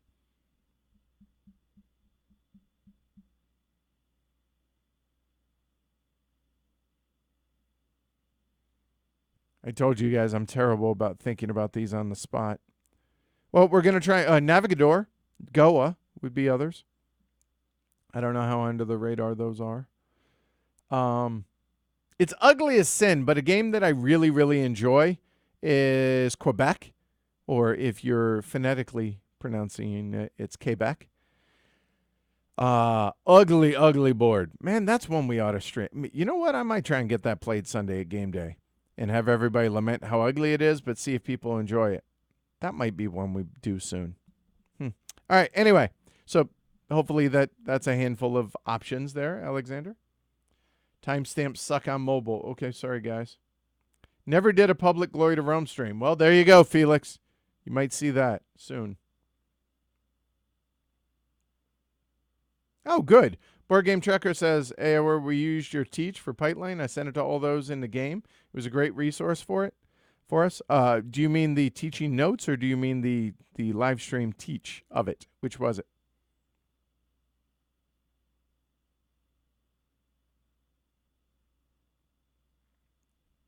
Michael asks, you've done a Founders of Gloomhaven stream. I never would expect a Gloomhaven play. Yeah, probably not going to happen. Maybe. We'll see. But unlikely. And that leaves one Cephalofair game untouched.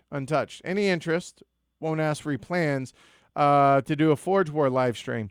We reviewed Forge War on the podcast while back and was lukewarm on it at best. I think we rated it a 3 out of 6. Probably unlikely. I think it had one really cool mechanism to the way you acquire resources. The rest of the game fell completely flat, though. So I would not hold my breath on a live stream of that anytime. Michael? Probably not. Maybe, but I wouldn't plan on it.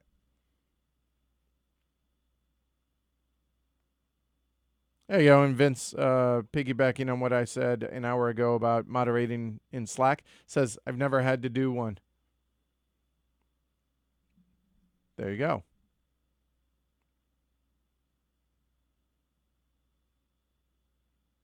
Nice. Brand says, and staying positive, thank you, Edward, for doing the Q&A today.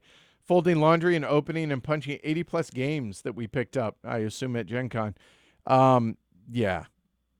I hear you. I am at that point in my, which the show obviously has played a huge part in. I would much rather give someone else the joy of unboxing a game and punching it. I do not enjoy punching games at all. Nope.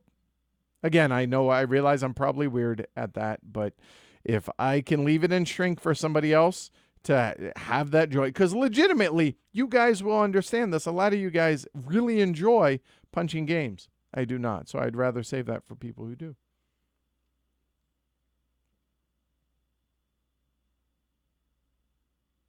Viewers need to hit the like button during the live stream.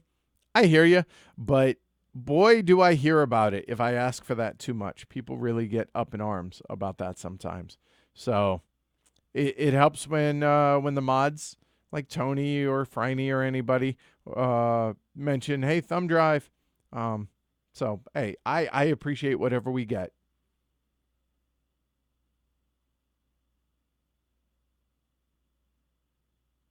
Oh, good to know. Board Game Trucker for produced music by a listener. Nice. I do have a soft spot for Ronald Jenkins, and we've licensed his music. It's been a part of the show from episode 1 on, and so I'm probably going to stick with that, but I'll keep that in my back pocket. Thank you.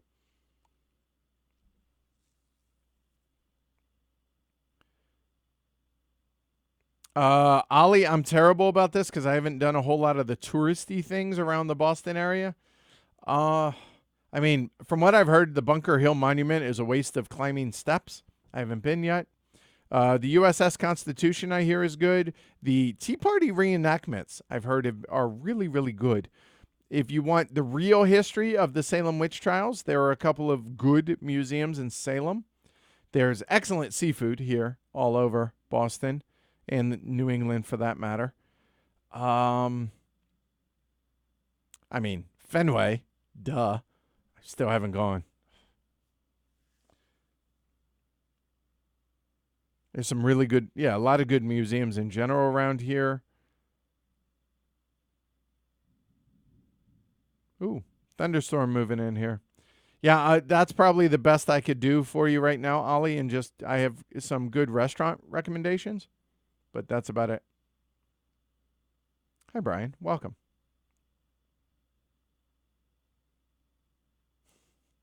I appreciate that, Brian. It says, hey, all, I'm back, Edward.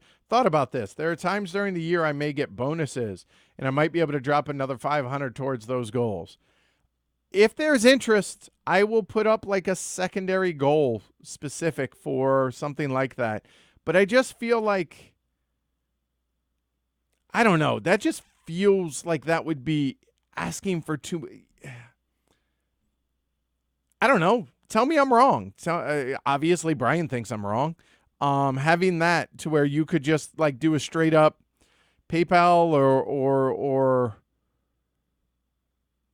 through the store or something like that. I don't know. Towards the whatever the big goal is, whatever that goal will be, which right now obviously would be a PTZ camera. So I don't know. Hey, Trent, I'm pretending to work and listening to this when I should actually be working. So here's the question, Trent. Is there anything pressing, like legitimately this needs to get done? that you're procrastinating on, or is it just kind of busy work? If it's busy work, then hey, I support that completely.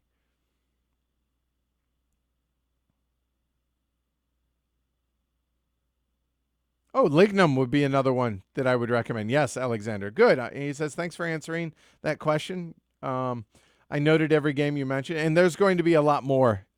Slack, and this is where Slack comes in. It's not just me. You get the whole herd to chime in with things. So I think that's a huge resource, not just me. Because in the end, I am just a gamer behind on this side of the mic. Obviously, I have access to things that the average gamer doesn't, but it's still just one person's experience, right?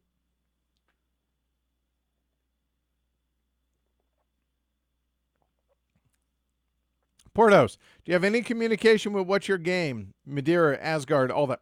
Nope. And I said this the last time I did an Ask the Elephant last month, the public one. I haven't heard from them in forever. So I have no idea what's going on with any of the games or the people involved, which is a bummer because they're all friends. But I've reached out numerous times and they're busy, I gather. So I don't know. Sorry. I wish I did.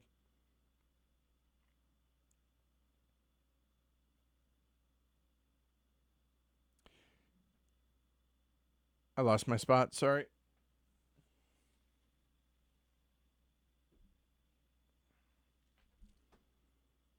Oh, there we go. Lucas. Hey, Edward. Hi, Lucas. Can you think of some games that you absolutely love playing but just didn't have any replay value? I'm planning on buying Root, but don't know if it's worth it if I won't replay it a bunch. If you're not going to play it a bunch, then I would recommend not buying any game. Game that didn't have a lot of longevity, like, oof. No, usually those two things go hand in hand. Games that I really enjoy, I want to play a bunch. I guess the most recent one, but again, keep in mind, I've played this 8-10 times, Planet Steam. We played it a few times when Vincent let me borrow his copy so we could stream it, and we played it half a dozen times years ago, and I feel like that's reached its threshold for what I'm looking to do with it at this point. But even so, I've played that 8-9 times. But yeah, if there are games that I don't enjoy, no. If I enjoy it, I want to play it again, I think. Some I might have to be in a specific mood for, but other than that, yeah. I feel like those two things are tied together. Unless you're talking about you obviously only are getting a handful of games each year and you want to make sure that you're playing it a lot, then if that's the question, I would stress to make sure that you're buying games that you know you can get to the table a lot, if that's a big concern for you. Don't buy a game just because, I hear this is awesome. Doesn't matter how awesome it is if you're not playing it. So make sure that you're playing it, right? Hey, Trent, what conventions will you be attending between now and the end of the year? All right, what do we have? We have Grand Con, Essen. Those are the two guarantees. Past that, the two maybes are BGG and PAX Unplugged. To the best of my knowledge, it's 2 up to 4. My guess is probably 3. Maybe as few as 2. So, Kevin, do you have better visibility about publication availability of the games you stream than what is on BGG? What exactly are you asking me there, Kevin? Like, do I know about availability? Yeah, unpack that a little for me, and I'll come back to it. All right. Chisholm says the Boston Aquarium and the Science Museum when I was growing up. Science Museum's amazing. I've gone there with Jess and the kids. That was really cool. So big thumbs up on that one.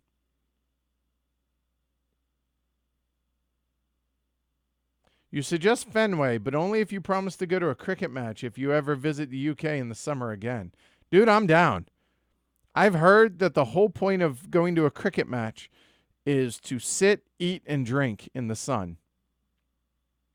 While I'm not a big drinker, still sounds like a really fun time. I think I would enjoy doing that. So I'd be down for that. Darren asks, does this number include those that don't use Patreon, meaning annual patrons? Yep, it does.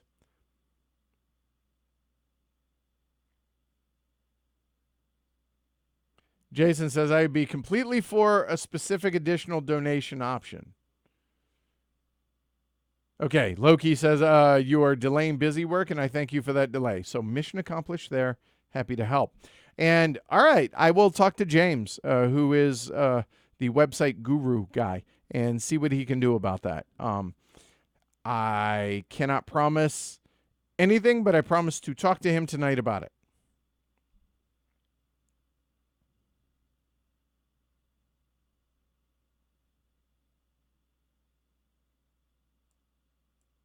All right, Asbjorn says, a Danish podcast I've been supporting for years. They have kind of a Patreon-like subscription, but they also have I think that's PayPal, without goals, strictly to, hey, you want to just send us money, you can do so.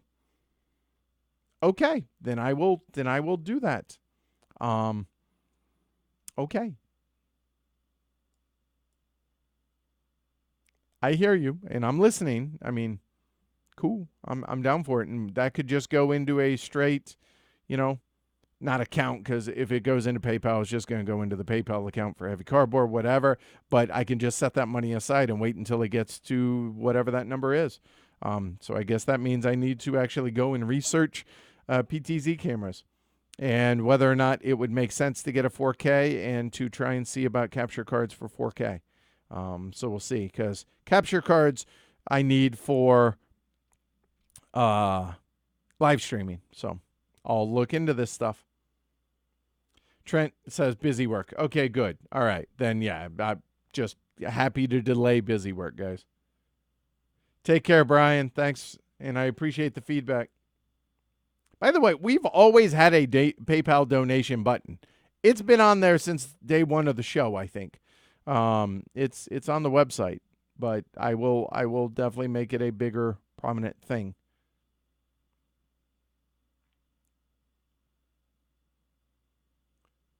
Yeah, YouTube takes a huge chunk. If you donate on YouTube, it's appreciated, but YouTube takes a huge chunk of that. Similar on Twitch, stuff like that.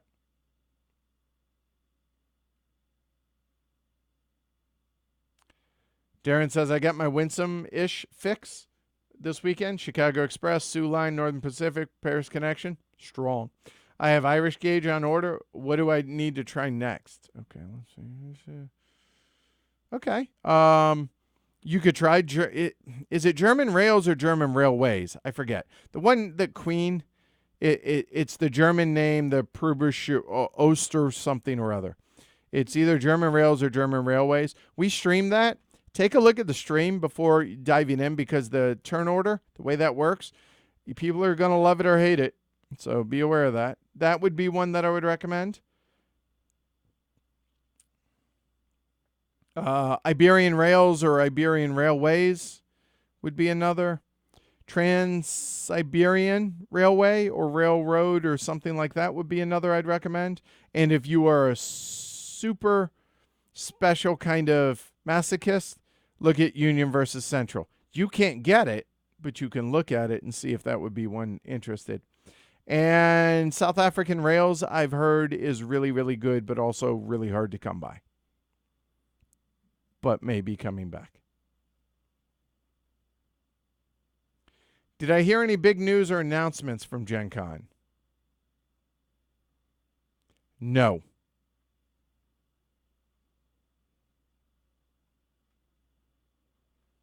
Brant doing the heavy lifting, demoed Watergate for 8 hours at Gen Con.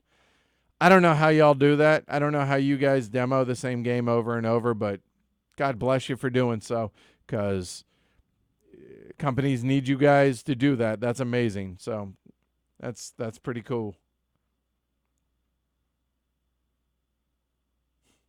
Ollie says you nail cricket. The atmosphere at 11 is deadly quiet. 6 p.m. the crowd is rocking. Feeling no pain, I imagine, at that point, Ollie. Revisiting older classics. We can sprinkle those in, Vince, for sure. And to be honest with you, I think when we cut out the teaches and all of that for all these videos, it's going to be a whole lot easier to say, hey, there's a link below for the teach. We're not going to teach it. We're just going to do the play. Something like that, and then a round table, whether we've done it before or not, depending on whether or not the first stream was a sponsor one or not. Yeah, I think there's definitely interest for that.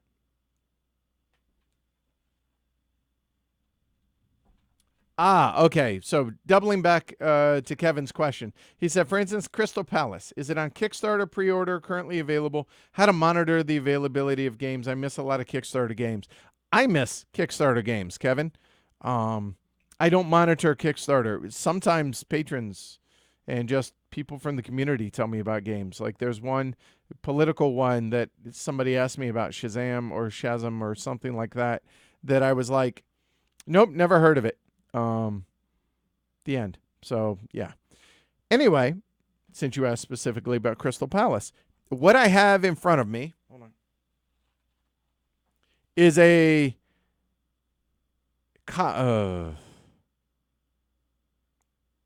handmade prototype to where it's thin cardstock here for the boards and stuff, as opposed to like actual cardboard and everything. Some things are taped together. And you know what? Hold on one second. Instead of me telling you guys, I mean, here. Oh, yeah. You can see I haven't done much with this since, let me take all these down.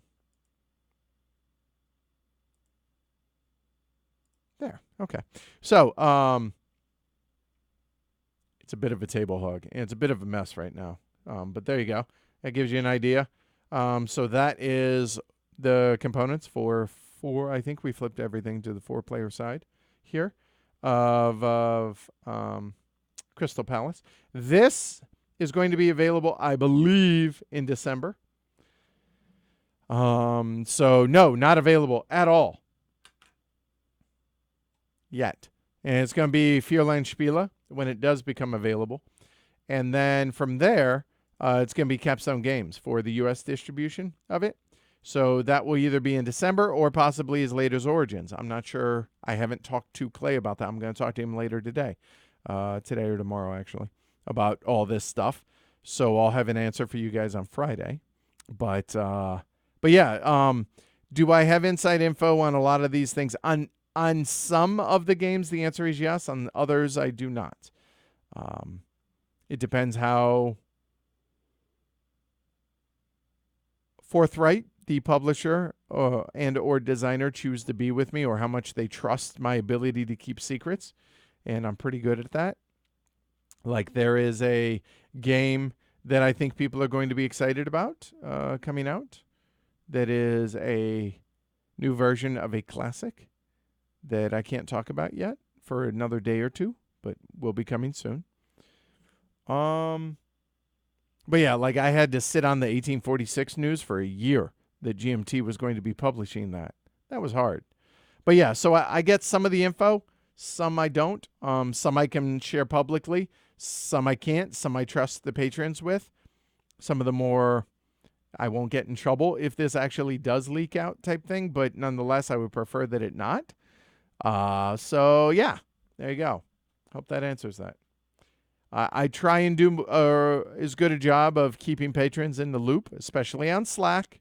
Got to be honest, that's a really good place to do so, for people to get little tidbits of nuggets of news.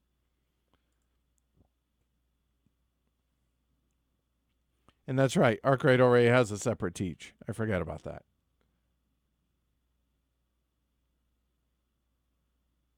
All right.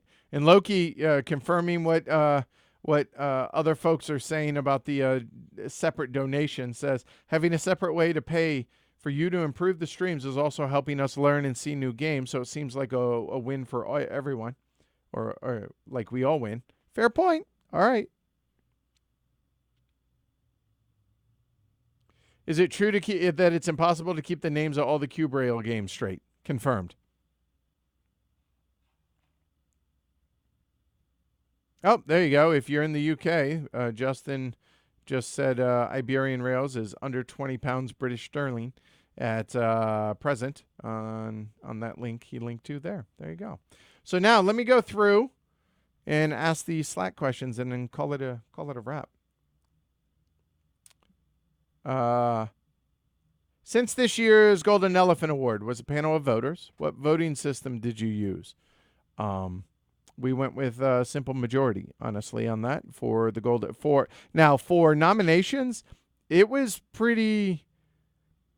For finalists, it was pretty close across the board. There were a couple of outliers that didn't get included, but basically, the majority of people actually nominated everything that was on there, and there were a couple extras that one or two people might have nominated, and those didn't.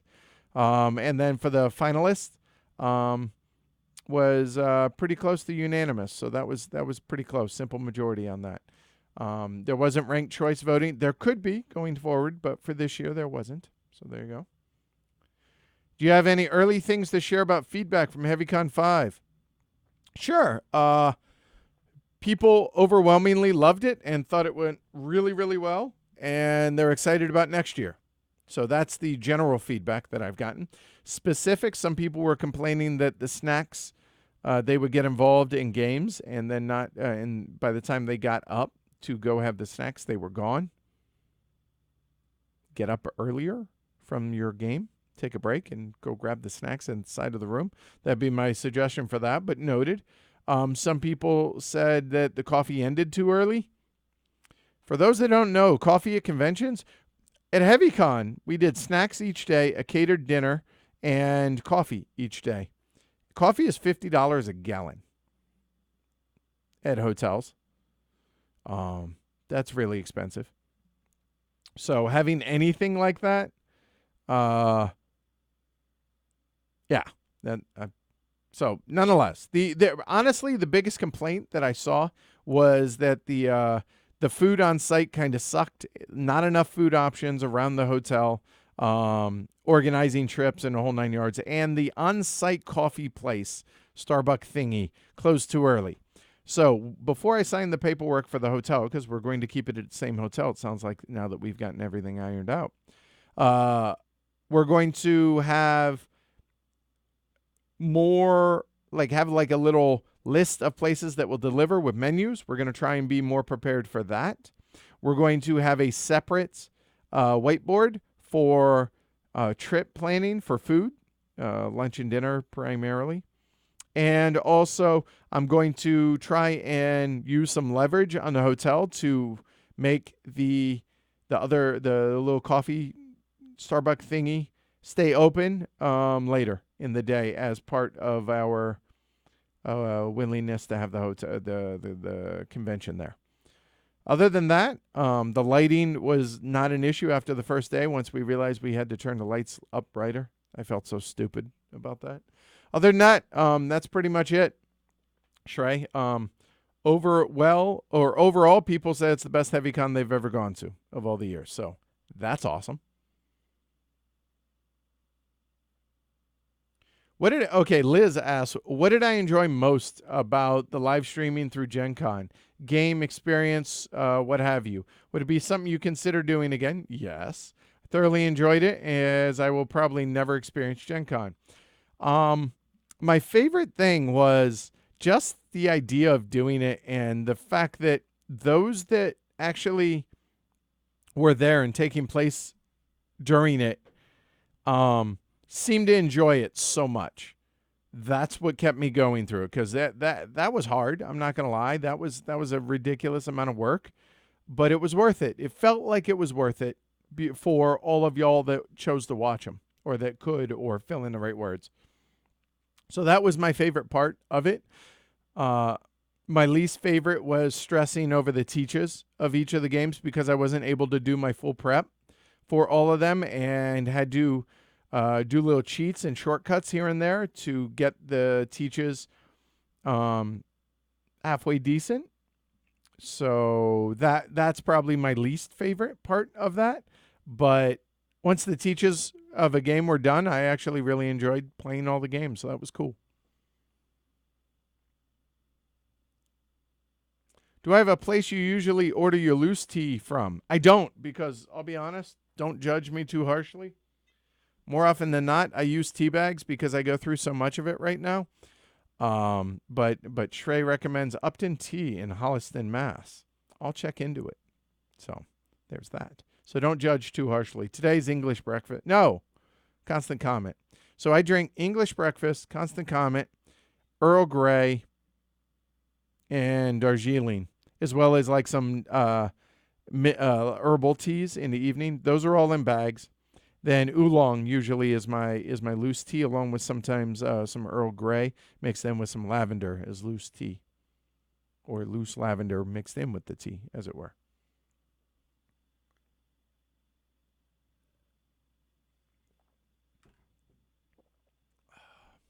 Gustavo asks, "Hi, Edward. While I was watching the video Black Angel, occurred to me you could revisit the idea of the game of the month, but instead of setup, first impression, etc., show games of the same designer or same theme or same mechanisms.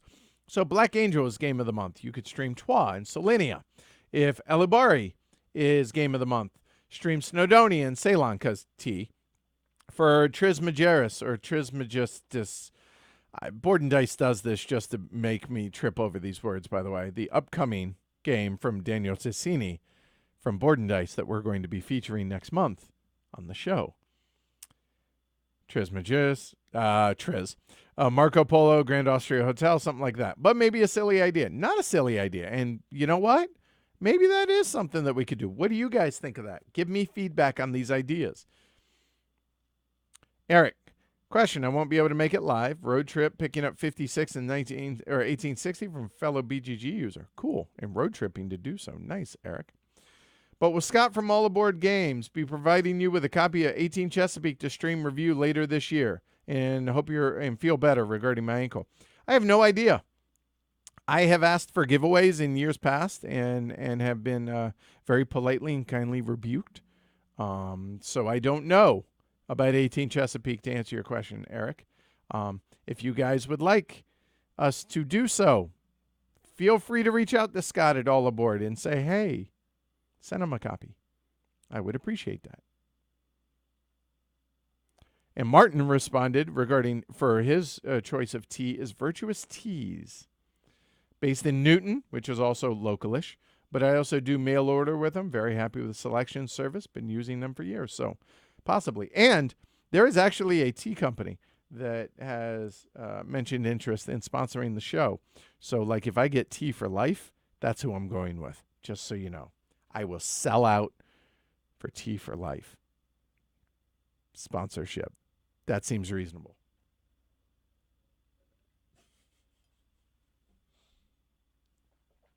Are you attending any other cons this year? Junaid asked. I answered that earlier. To rehash. Grand Con. Essen. And probably a trip to Italy, I think, this year before Essen for a few days to acclimate. And then maybe BGG and maybe PAX East. So we'll see. But I'll be honest. After live streaming through Gen Con, other than Essen and HeavyCon, just saying, that was kind of nice.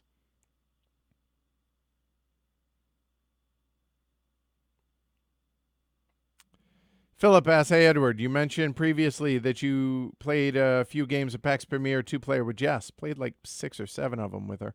How do you like the game as a 2-player only game? I like it quite a bit, actually. It's a different game at every player count. And no, I still have not had a chance to play with Walk Again or whatever, the bot. But I still plan on streaming a solo with the bot at some point. But both of us really like it at 2, 3, 4, and 5 PAX Premier. So, yeah. All right, that's everything from Slack. Any updates on HeavyCon for 2020? Douglas asks. And Vince asks, when are HeavyCon 6 invites going out? Once I get the hotel signed, sealed, and delivered, the goal is by the end of August, maybe by September 1st, is the goal to have everything ready and invites going out for HeavyCon 6 in 2020. Memorial Day weekend 2020. Memorial Day weekend 2021. Memorial Day weekend 2022. See a theme here? So if you're not sure when it takes place, Google the year and Memorial Day weekend, and Google will tell you when HeavyCon is. I keep hearing from people that, I didn't know when it was. It's been that weekend every year. It hasn't changed. It's not going to change. So there you go. Thursday through Sunday of Memorial Day weekend. So invites will be going out, like I said. If you attended and already reserved your spot and paid for it, then you're good to go. But for everybody else, the invites will probably start going out September 1st or so. Thereabouts. Oh, that's cute, Vince. He says $50 a gallon. That's absurd. Buy an office-style Keurig and get about 500 little K-cups. You're looking at like $300 total. The problem with that, Vince, is they don't allow you to do that. There's a reason that catered meals at hotels and conventions are so expensive, because they not only charge you an arm and a leg, but then they charge you, essentially, it's about 33% service tax on top of it. So that's where the majority of the money goes. That's standard. And that's why most conventions, in fact, literally the only convention I know of that does what we do is us. Most conventions don't offer food, snacks, catered things included in your price for attendance. I do. And that's a big deal to me. So that's going to continue.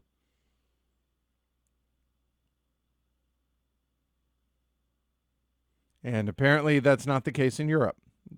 Thanks for making me feel bad now, Ashbjorn.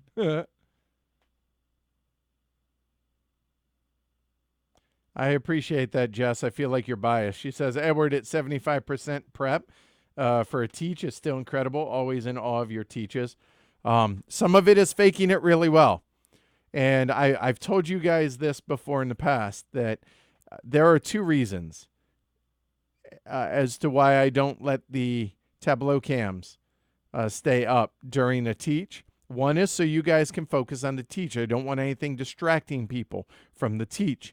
The second is I don't want anyone seeing me reference any of my reference material, be it my teaches, my notes, my any of that.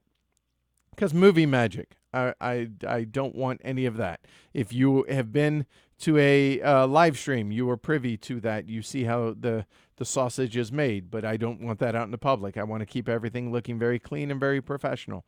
So it's a really big deal to me to do so. So that's why you will not see, so this isn't to throw Rand under the bus by any stretch. This is how particular I am about this. So if you go back and you watch the Deluvia project, he offered to teach it because he's played it a bunch and this and that.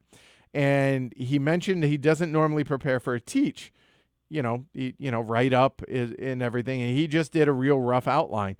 If you are privy to the teaching notes, if you've seen these, and if you're not a $10 and up patron, you can go and see the Teotihuacan on BGG to get an example of what my teachers look like, my teaching scripts. I lay it out completely. And he said he's not used to it. And he actually had his notes to where you could just see the tops of them at the top of the screen.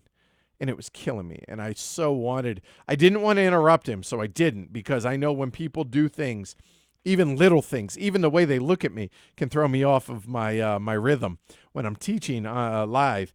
And so I didn't want to say anything, but it was killing me having that on screen because people could see he was referencing notes. And then I was like, you know what? It's not you. It's somebody else. It's a guest teacher. Relax about it, Edward. But, it killed me. It killed me. And that's why, like, whenever Martin reads some of the intros, because, Martin Fowler plus, that British voice. Yeah. When he does that, I ask him to try and beforehand to pull it back to where it's not out here to where it's on the screen. It's pulled back. So he's reading, but you can't see it. There's a difference there, and that matters to me. So anyway.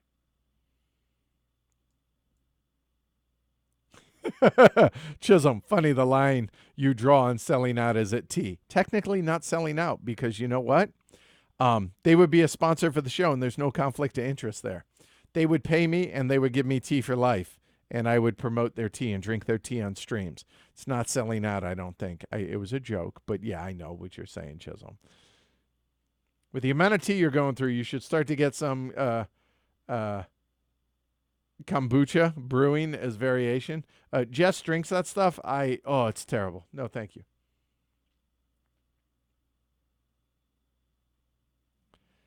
Alexander says Trismegistus, or that the ultimate formula is very top of my expectation list. There's an Essen release. There you go. That's one that's going to be up there. Daniel Ticini, really good game, really cool. We played it at Gamma, and that was the one that we couldn't talk much about, and it was just clip art graphics and like little cardboard cutout things, but was really good.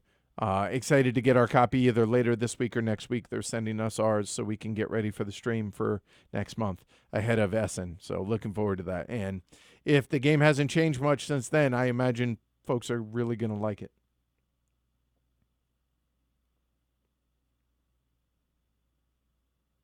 You can modify the web on and put that it's Memorial Day weekend every year. Suppose we could do that for HeavyCon. Gustavo, good catch.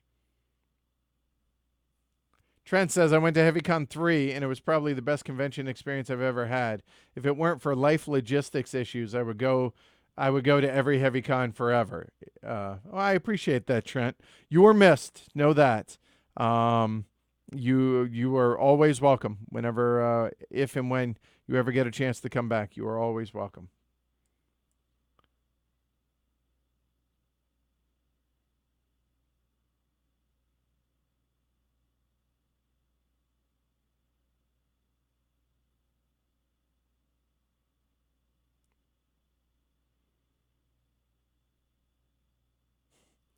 Vince says I should have committed to doing the game of the month for 6 months before making any changes.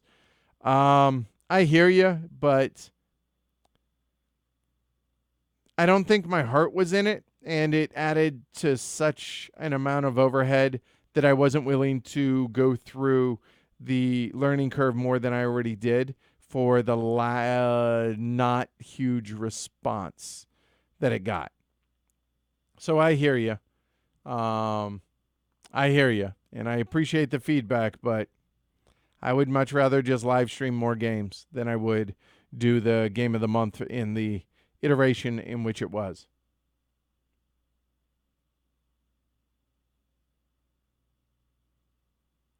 All right, that's it. I'm caught up. I'm going to call it a wrap there. It's 2.5 hours. I have a whole bunch to do.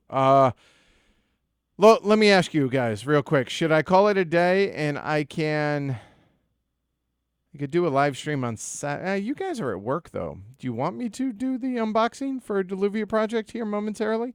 As soon as I'm done with this, I can move Crystal Palace out of the way. And I'm really surprised. I threw you guys so many softballs about Crystal Palace, and not one person said, ooh, I want to find out more about it. I don't know. Maybe you guys aren't excited about it, because you should be, because it was arguably the best game out of Gen Con that I played, outside of maybe City of the Big Shoulders and maybe Pipeline. But I digress. Okay. So let me know. Do you guys want me to do the Deluvia Project? I will do so. And the EU is not at work. Fair point. Add, 6 hours. So I guess it's 8:30 there. All right, fair enough. You junkies.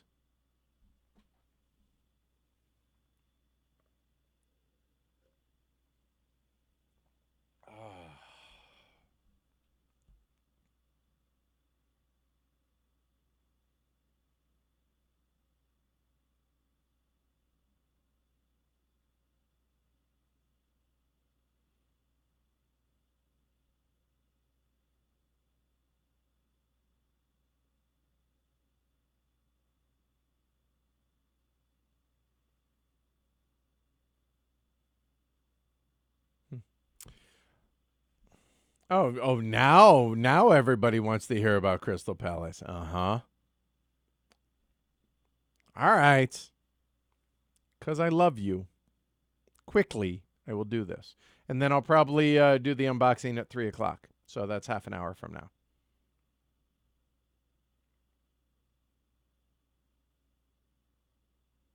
All right. So here, real quick. This is going to be real quick.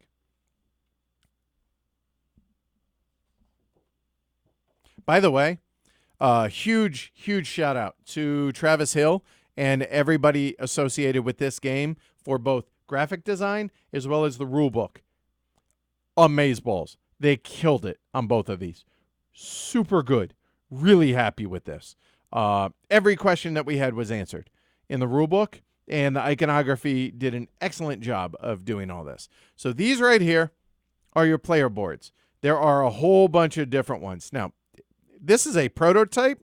You can see it's actually just cut out thick cardstock, right? You can hear it, right? All right. So there you go. So you have different countries. It's 1851, the world's first World's Fair. So these are the player boards, and there are, I don't know, like 8 of these, and they're double-sided, maybe a few less, but you get the idea. Here's the gist of the game in a nutshell. Is everybody starts the game, and we're actually going to have different dice because you see, yeah, those are hard to see. See, like that kind of looks like a 5. It's a 2. Anyway, we're going to have different dice for the live stream. So here is the overview. Everybody's going to get 4 dice with the possibility of getting an additional 2 dice throughout the game. And these are your workers. We've all seen dice as workers before, and whatever, you roll them, or they start it like a 1 if it's Teotihuacan. But this is different. Set it to whatever value you want, and then you pay $1 per pip. So technically, it's £1 British sterling. It's £1 because this is in London, 1851. But so if you want it, so if I were to set my dice to this 4422, that would be a total of $12 I would have to pay. Whoever paid the most goes first. Whoever paid the least gets 1 newspaper. A newspaper is this track right here, which is going to allow you to convert things into other things. There are essentially 2 different types of resources outside of money in this game. There are light bulbs or energy, and there are gears. Okay, so what's going to happen at that point, once everyone has set their dice in secret and paid and do this, then they're going to place their workers out on the board. Placing the workers out on the board, there are 8 worker placement spots or 8 different buildings. I'm going to zoom this out and let you guys see the huge disaster that is my table right now. All right. So the 8 are the Patent Office, the British Museum, the Bank of England, Westminster. Then 5 is the Reform Club. Then 6 is London Times. 7 is the Port of London. And then 8 is Waterloo Station. So you'll notice that, well, let's zoom back in. There you go. Now, if you notice, you can see that there are pip values on these spaces. That is a minimum pip value that you can place a die. These are worker placement spots. So if I were to place, and let's say somebody places a 3 here, they can do so. They could not place a 3 on that, but they could place there or there if they so desired to block off people being able to do so. This one would cost you $2 immediately to place your worker. This, you get an assistant, which does some extra stuff here on the black market. But ultimately, we place our dice one at a time, going clockwise around the table. Then after everyone has placed all their workers, then they're going to resolve in building order. So building 1, building 2, building 3, etc. But you'll notice, and we'll use this, let's use this one as an example. I will zoom in a little bit more so you guys can see this. You'll notice here that there are 4 worker placement spaces there. However, there are only 3 places in which to place dice. So one of these people that has placed a die here will possibly have spent money and maybe not be able to take their action. If you can't take your action, you get $1 in, or £1, $1 in, like as a consolation prize. But here's the cool thing about this game is, let's say somebody places this here, and then somebody places, or maybe somebody puts a 6 onto that there, and then somebody else, let me find one of my dice. Let's say I place a 4 on that space. And those are the only 3 that go there. The first one is going to go down here, and they're going to do one of the available actions. Not going to go through what the actions are. But next, whoever the next value die gets to go. Even though they placed higher up, it goes by pip value. And then this one would then have to pay $2 to be able to take the action. Now, they don't have to take the action, but they don't get the action if they do so. So there you go. That is kind of the coolest aspect of this game, the fact that you're actually paying for your dice as workers. And then there are patents. So portable decoder, which are things that for your tableau to be able to get, that's going to go at the patent office. Whereas here in the Reform Club are going to be both historical characters as well as fictional characters that you're going to be able to do hire based on being able to go to locations, getting victory points. You flip them over. They will give you certain special abilities possibly, and possibly be able to link up between the turn into a prototype instead of just a patent. It becomes a prototype that might be able to link up with a particular person for extra victory points. Then you have kind of the main track that you're going to be going up, the buzz around your inventions and around your country in general. An income track here that degrades every round that you have to keep maintaining.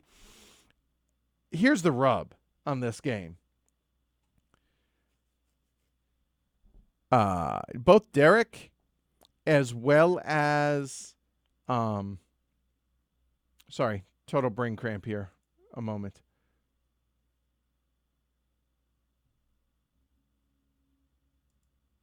Yeah. All right. Anyway, sorry. Both Derek and Shrey both were huge fans of this game, having only played one round of it as a demo at Gen Con. We set it up and we played it last night. And I got through one round and I was like, oh my God, this is so good. I am so excited about the idea of secretly paying what you want for your dice, or, setting your dice.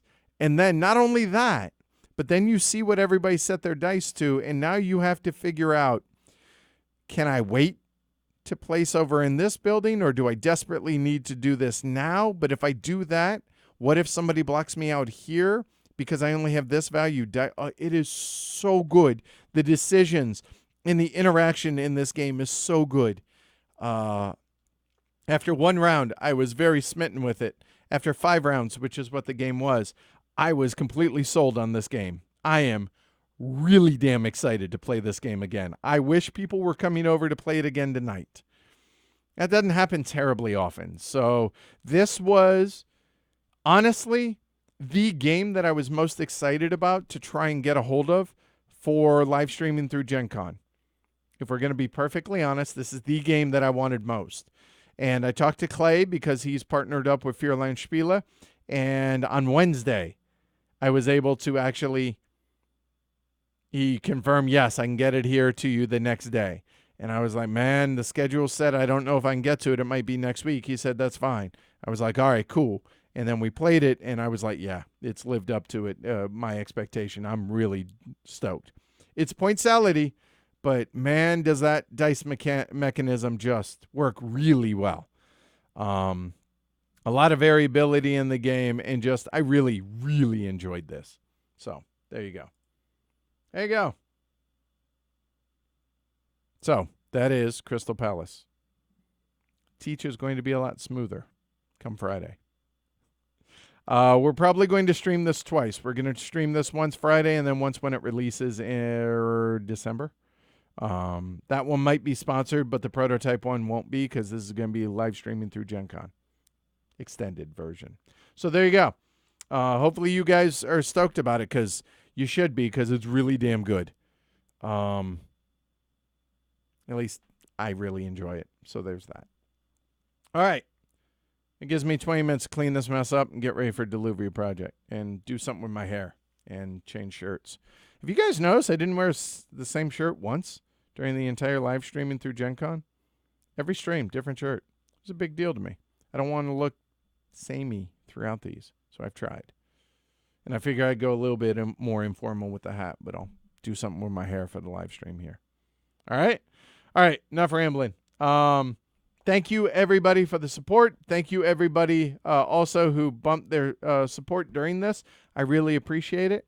James, if you're watching this after the fact, I will be reaching out about setting that up for the secondary donations if people want to towards a goal of the PTZ camera. That means I need to actually spend the time to really dig into a PTZ camera and which one, and go from there. All right. Thanks, everybody. Hopefully you enjoyed this. 2 hours and 40 minutes. Sounds about right. Hopefully I answered all y'all's questions. And thank you all for the support. I will see you in about 20 minutes, give or take. Might not be exactly 3 o'clock, but thereabouts soon thereafter, okay? I need to go make more tea, turn the kettle on, do my hair, clean this up. So give me a few minutes. All right? Cheers, guys. Thanks for the support. If you're not in Slack, get in Slack.